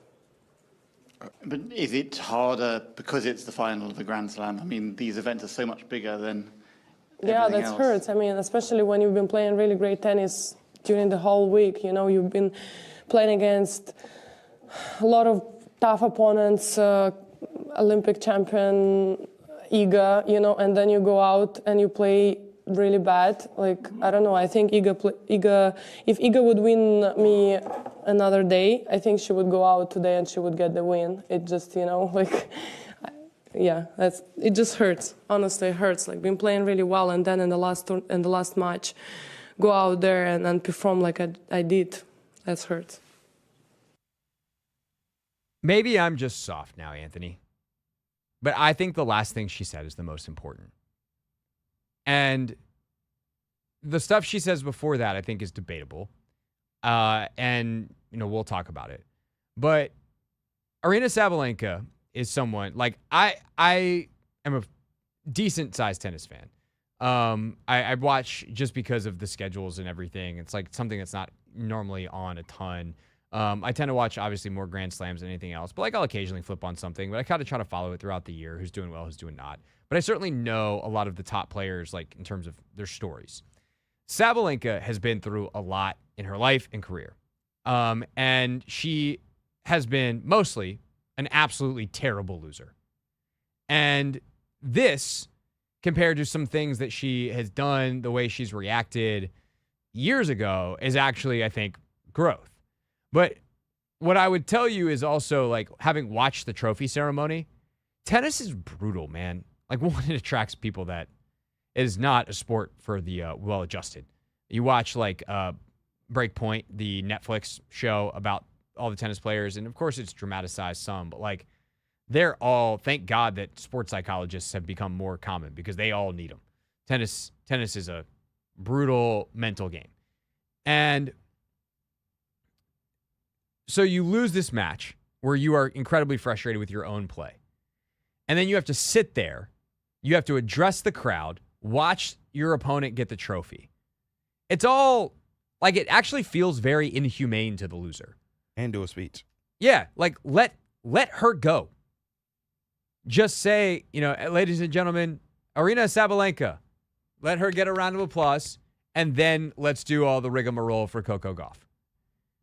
And so you go through that experience where you, in the fresh, raw emotion of a loss, by the way, she on the podium said, when she gave her speech to the crowd, said, like, Coco, you know, she said these conditions were so hard to handle. I didn't handle them well. Coco, you did. Congratulations. You deserve to win.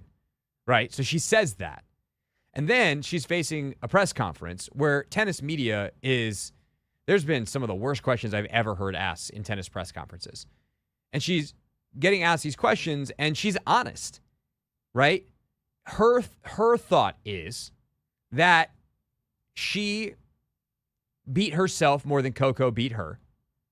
And if that Iga Swiatek, who has been the best clay court player for the last half decade, and I think was a 3-time defending French Open champion before Sabalenka beat her, had played better, and then she had been the one, and she had beat Sabalenka, and she had been the one to play Gauff on Saturday in the way that Coco played, that Swiatek would have handled it better, and she would have beaten Coco. Is it right in that moment for Sabalenka to do that? No, I don't think it's her place to do that. I think it takes away from Coco. Like, just say, hey, I played really poorly. Like Coco's an amazing player. I don't think that she played her best. I think that I did not handle things well, and Coco did, and she deserves credit for that. Because like ultimately, this is the most important thing I'll say. What Coco did in handling the situation, in terms of there was a very windy day. It was wind whipping. Like it was a very hard to play. They probably should have closed the roof at Chatrier, the main court there, which is an option. And they didn't. So they had to deal with it. Coco dealt with it. That's what champions are made of. And that's, I think, the thing where Sabalenka is wrong, is to say, hey, sometimes being a champion is about not messing it up. And she did not.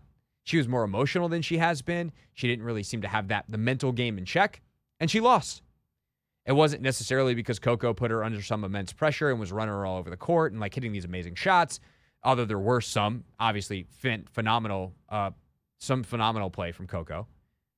But Coco handled it, did what she had to do, let Sabalenka beat herself. Sometimes that's the recipe. That's the game plan. That's the formula. And so for Sabalenka, I'm not saying Sabalenka's correct in that, Coco doesn't. She never said Coco didn't deserve it, and she clarified that. But I guess my whole thing is, it's an incredibly frustrating moment. She definitely beat herself as much as Coco beat her.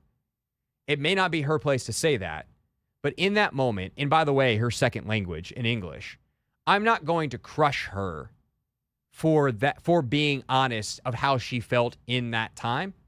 Because if she's just supposed to say what you're quote unquote supposed to say, then what's the point in having the press conference in the first place? Just, we'll tell her how she feels. No, I want to know how you feel. Is it the classiest thing? Not necessarily. Is it maybe a misunderstanding of your own weaknesses and your opponent's strengths? Maybe, but it was honest. And in a way that I didn't find overly disrespectful, even if it was on some small level disrespectful. And I thought she cleaned it up nicely the next day. I feel as though... You still disagree? Or have I persuaded you? I disagree. I feel like, again, like, you might have been emotional in the moment. And I agree, like, tennis does set, the loser up to, go out there and sort of kind of have to be vulnerable in front of a crowd after, like, losing. But I just feel as though, like, the time and place wasn't necessary. Like, even if you did feel as though you lost and, you didn't play your best and Coco, won despite the conditions and things of that nature, don't say another player would have beat her had, these conditions not, affected your play. Because who's to say it wouldn't have affected her as well? Well, that's what she's saying, is like Swiatek would have handled that better than she did. And if Swiatek plays her game, what she would have been able to do would have been enough to beat Coco. Now, I agree. Like, to me, that's still the one taken away from what Coco was able to do. That, to me, is the one that's out of bounds. And it also, at the same time, like, that's what tournament tennis is. You have to be able to play well consistently. In the same way, the NCAA tournament isn't about who can play their best on any given day. It's about who can play well enough to win over the course of 6 games. Like, that's what tournaments are, is the ability to be consistent. And so Swiatek has a bad day against Sabalenka. Sabalenka has a bad day against Coco. Coco wins the tournament. Like, that is what tournament tennis is. That is different than some subjective argument. And I guess that's the problem, right? Like, the problem is she, quote unquote, shouldn't be the one to say that. Because if Chrissy Evert says that on set, or Sloane Stevens says that on the TNT set afterwards, it's an analyst giving their honest opinion. Say, like, hey, Coco played well, obviously, but, if Swiatek had played her A game on that particular day, I think she would have beat her. Like, Sabalenka just had way too many unforced errors and didn't give herself a chance. But, like, that's what tournament tennis is. That's what tournament basketball is. That's what playoff football is. The best team doesn't win the Super Bowl every year. It's the team that plays well enough. It did last year, but it's the team that plays well enough to win against the opponent week in, week out. It's not subjective. There is a score line, and And that way, Coco's the deserving champion because she won. Who cares about the performance?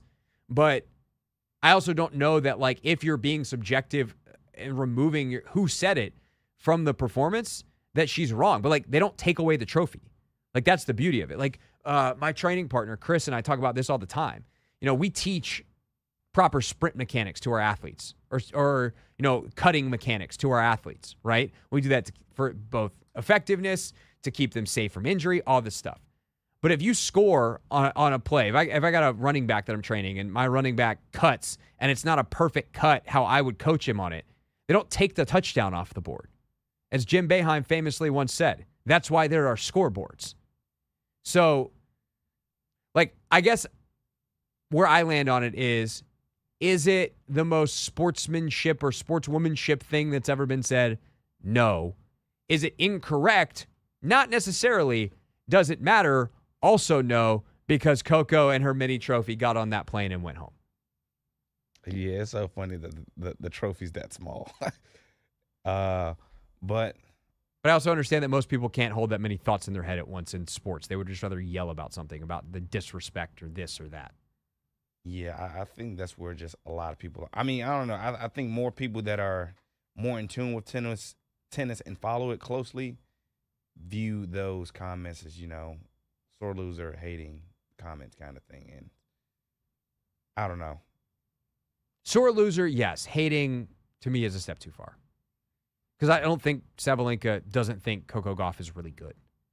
It's not like she's denying Coco Gauff's greatness. She's a sore loser in the moment. She shouldn't have said it. I'll give you that. Like, it's not ideal. Certainly less than ideal. Because now we're talking about this instead of go Coco. But Coco, back at it, trying to win the U.S. Open this summer. And by the way, Coco, 21 years old. It's crazy because she's been on the scene forever. She started, you know, making waves at 15, but she's still only 21. So a long way to go. Carlos Alcaraz, also a long way to go.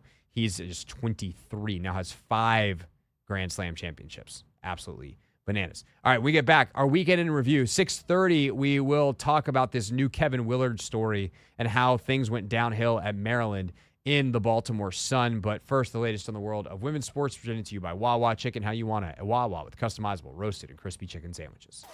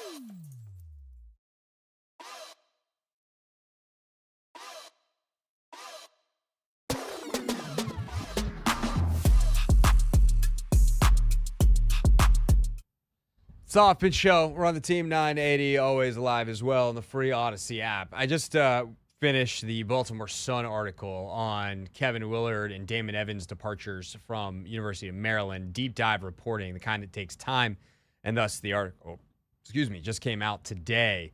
We'll talk about it coming up at 6:30 here on the Team 980. Right now, time for What Else Happened This Weekend, brought to you by Nobody. Nobody knows. No, it's deeper, Anthony. Nobody knows. Yeah, I'm still working on that. Yeah. When you get older, being old has its advantages. Nice. Yeah. So you just called yourself, oh, gotcha. Oh, I mean, that was the joke. Anyway, Nats, they didn't look great this weekend. They lost 2 of 3 at home to the Texas Rangers. They now take their show on the road. They'll have the Mets later this week. Had to fight through a rain delay. Bats super quiet for much of the weekend as well. So not an ideal weekend for the old Nationals. They've been rolling, now taking a step back. We'll see if they can get back on track.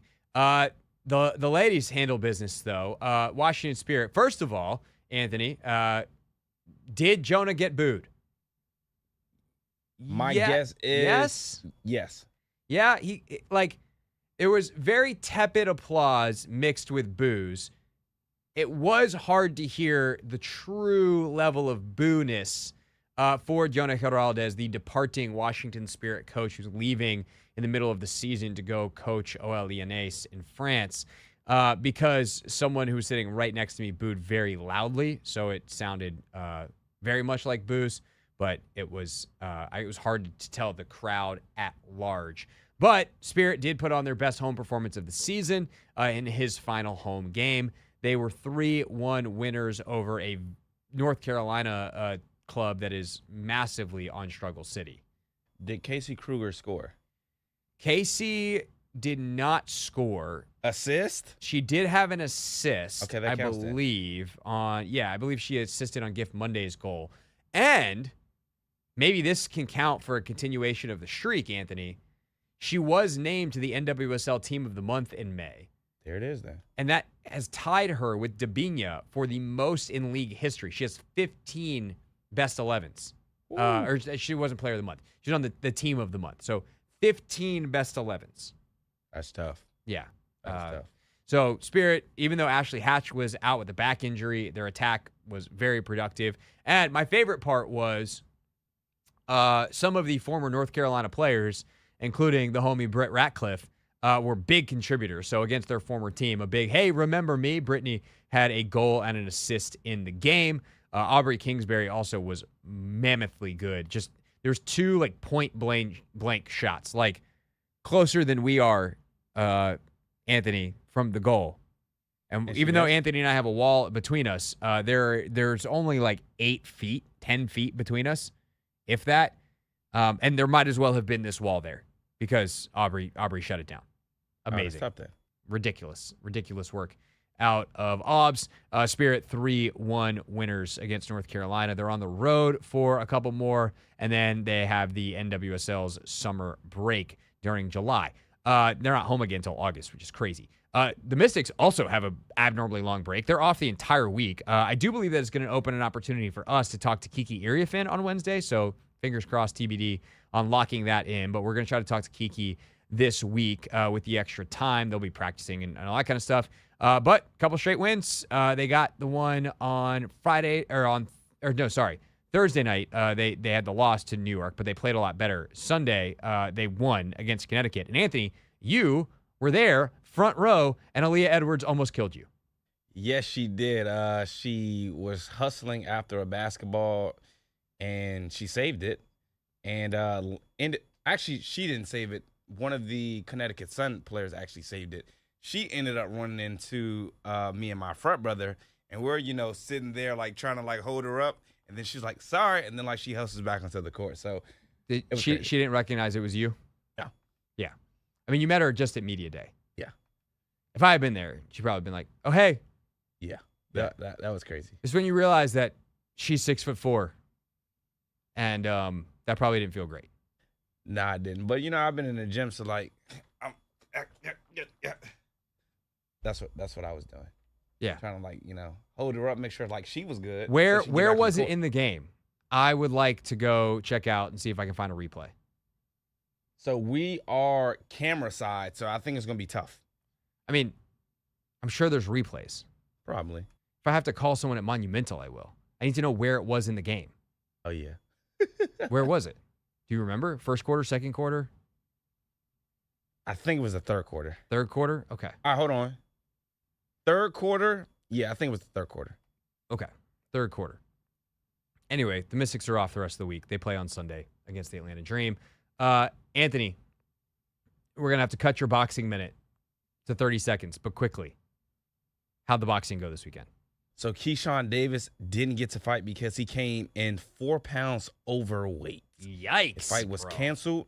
His belt was taken, and he will now be moving up to 140 pounds. His brother, Keon Davis, scored a knockout. And then Abdullah Mason, who was a co-feature, he ended up being the main event, and he won by TKO. Nice. There's your boxing update. All right, that's what else happened this weekend. Brought to you by Nobody, Craig. Nobody knows.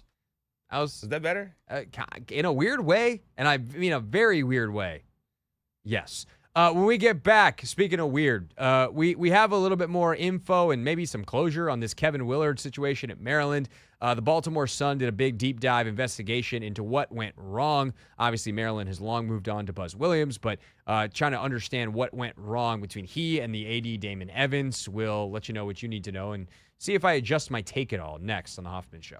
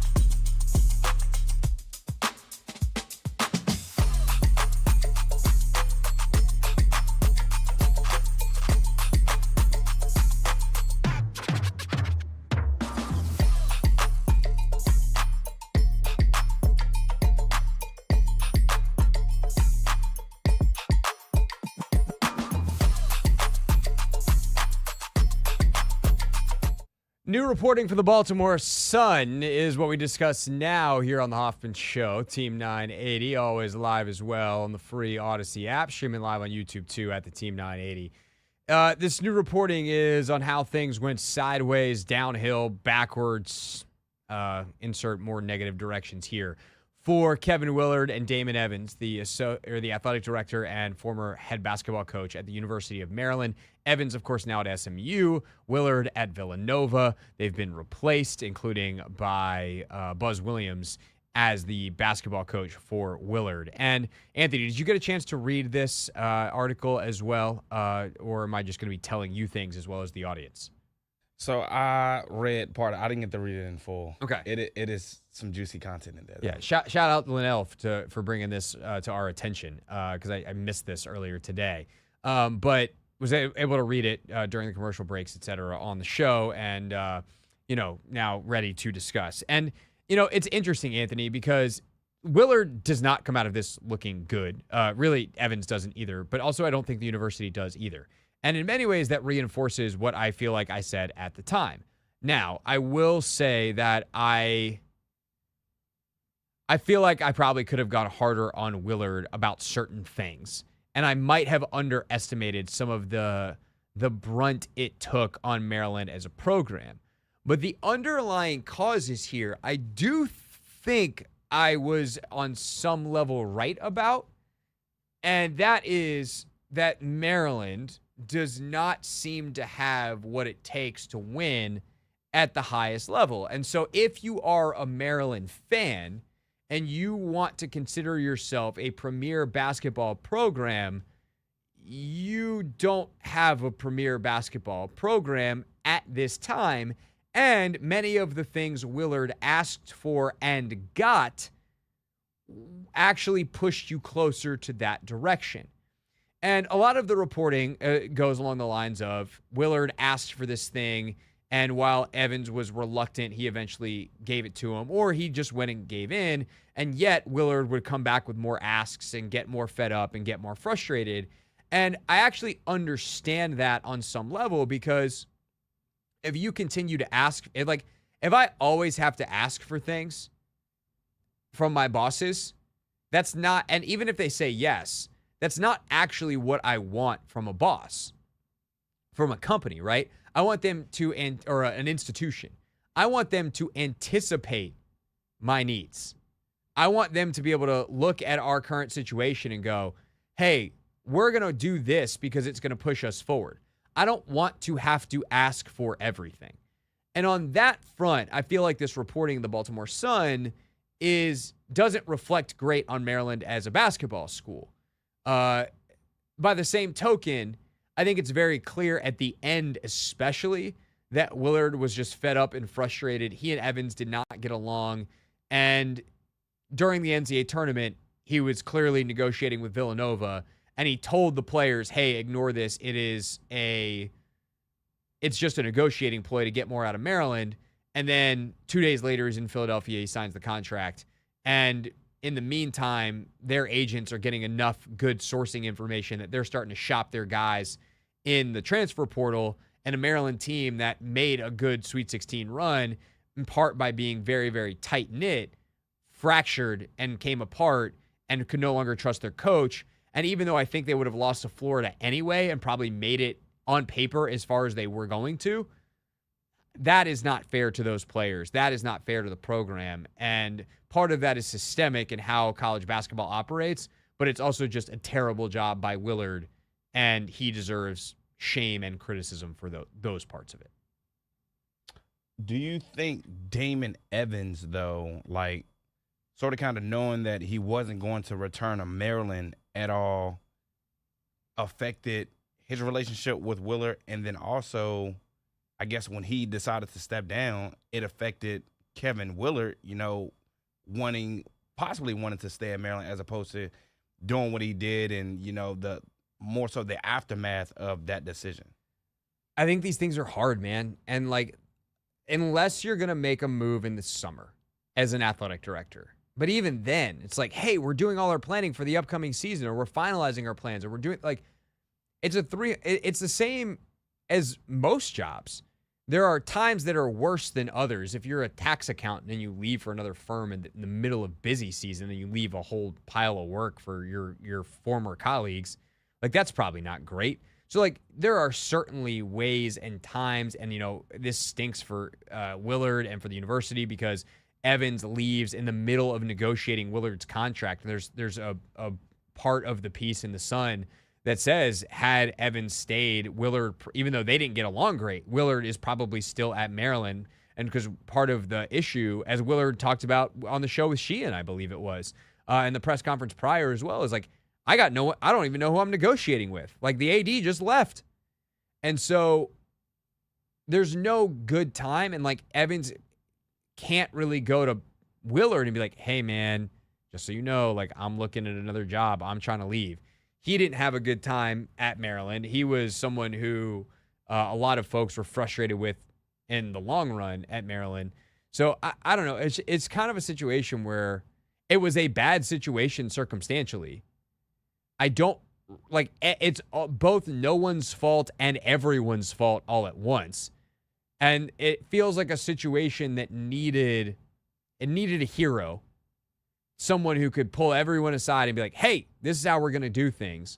It doesn't seem like the university president was necessarily up to that because I guess the buck has to stop somewhere and it would stop with him. But I don't even know that it's fair to go over the top in criticizing him other than saying like, hey man, eventually this stuff, sometimes poo runs downhill, but in this case, it kind of runs up and there's no higher up to go than you.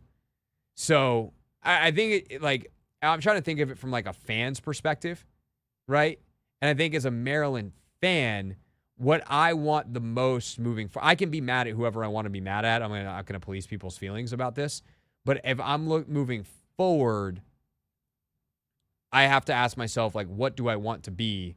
And if so, who do I want in charge that is going to be proactive, not reactive, or be able to do things their own way? And like on that front, Buzz Williams is the ultimate do his own way guy. Not only are there no players coming back, there are no assistants, there's no support staff returning to Maryland because Buzz is a basketball program in a box. You just unpack him and you let him do his thing, and then eventually he packs up his box and he leaves. And you hope that you have some trophies and banners to show for it. But it's weird because I come out of the article feeling like I should have been more critical of Willard while also still being right on the substance that a lot of the problems emanate from the fact that Maryland fancies itself a premier basketball program, and it just, in terms of things like it doesn't have a general manager, where a lot of the top ones do now. And Willard was stuck doing a lot of the general manager duties in the current NIL model, to some of the facilities, to the infamous night that wasn't in New York where Willard wanted to stay an extra day and the university wouldn't pay for it. There's just a lot of stuff that premier programs do that Maryland doesn't that was the source of a lot of frustration. But I guess this is probably the best way to do it, or to say it is, given the characters involved here, if it wasn't those problems, they probably would have found other problems. And that speaks to something that is not positive either. Yeah, I mean, so I feel like you're landing on the side of the table where Willard should have been a little bit more critical. I'm still not over this Damon Evans situation and the fallout from it, because I feel like he feels like a huge problem. A trickle-down effect on to what some of the stuff that Kevin Willard ended up doing. I think when you talk about the NIL stuff and, Willard going to Damon Evans and trying to figure out how to resolve what was going on from an NIL standpoint and not getting much help from your AD, I think that bleeds problems into the program. So I think Damon Evans, his involvement, or I guess their inability to work together or work with one another, I think led to a lot of, what Kevin Willard ended up doing. Yeah, Evans was clearly a problem. I think the other thing that comes out of this is you feel terrible for some of the players, not only because of the situation they had to go through, but now they didn't get NIL payments they thought they were going to get, and maybe that's a bad job by their agents for not, being on top of the contracts, but also the stuff is going to mediation and ultimately potentially court. So maybe I would have to see the contract to know who's wrong there. Of like, did the agent sell a bill of goods that wasn't correct? Like, hey, you can transfer, you're still going to get all your money. or was there actual a breach of contract and thus Maryland is doing the right thing? And like, hey man, I know you're a kid, but that's life in the big city. That's life in there's hundreds of thousands of dollars or millions of dollars changing hands. Like don't get to treat you like a kid and just be like, oh, well, here's your money that you thought you were going to get. That's just not how it works in contract world. All right, that's that. Maybe we'll do more on it tomorrow. See if we can get one of the reporters on, et cetera. So we'll actually maybe not tomorrow because tomorrow we'll be out in Ashburn. We'll figure it out. Tomorrow, though, we are in Ashburn. Commanders mini camp. Have full reflections. We'll have interviews. We'll have the whole deal. Tomorrow, more of that on Wednesday, although we'll be in studio, not out in Ashburn. And then we'll see where things go the rest of the week. When we get back, though, we wrap things up with real things, real people said, and real microphones.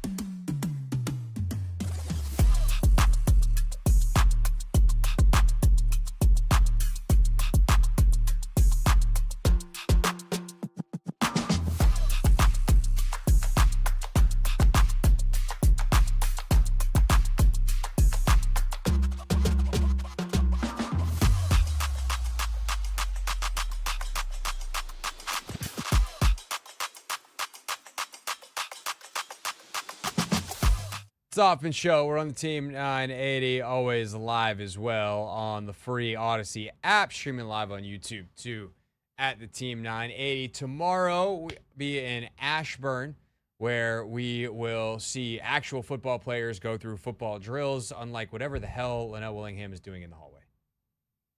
He's just doing like. Is he doing a kick step? Let's see what he's going to do now. Is First he of all, showing off his calves? He has no shoes on. Wow. That's the thing. Now he looks like he's giving up on it.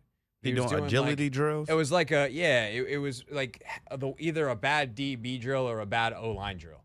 Okay. So the common theme between both of those is that it was bad. Yeah, like I should be able to tell which one's which. Okay, cool.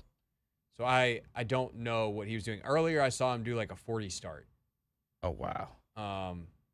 He's Not looking slimmer. I will say Linnell has been in the gym. He's looking slimmer, but he's working out. He's trying to get back in some level of playing shape. Our boy played like, what was it, D3 college football? Yeah, I think so.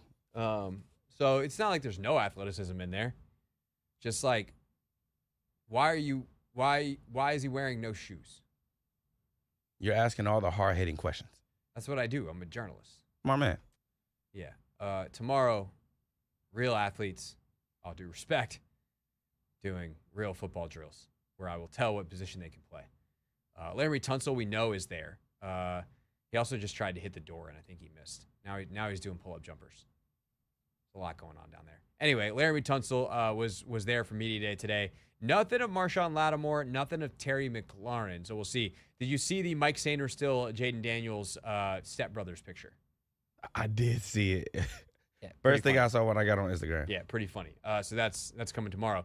There was one story that I left out of what's trending. That's where we go now for real things real people said in real microphones. Real things. We're not going to be sucked this year. Real people. 5 and 11, not very good. Said into real microphones. You know, the culture is actually damn good. Last week, had the chance to chat with TJ Oshie about the new film Coach. It's making its debut at the DC Docs Film Festival this weekend, and it'll be the first thing that TJ does in retirement. The announcement coming today. So to my family, friends, coaches, trainers, teammates, fans, and to the game of hockey, promise you this.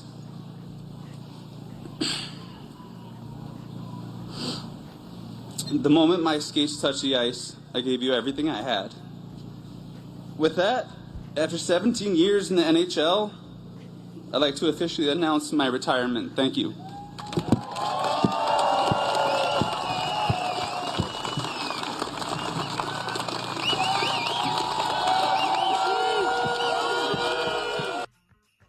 Class dude, a champion, 2018, obviously with the Capitals.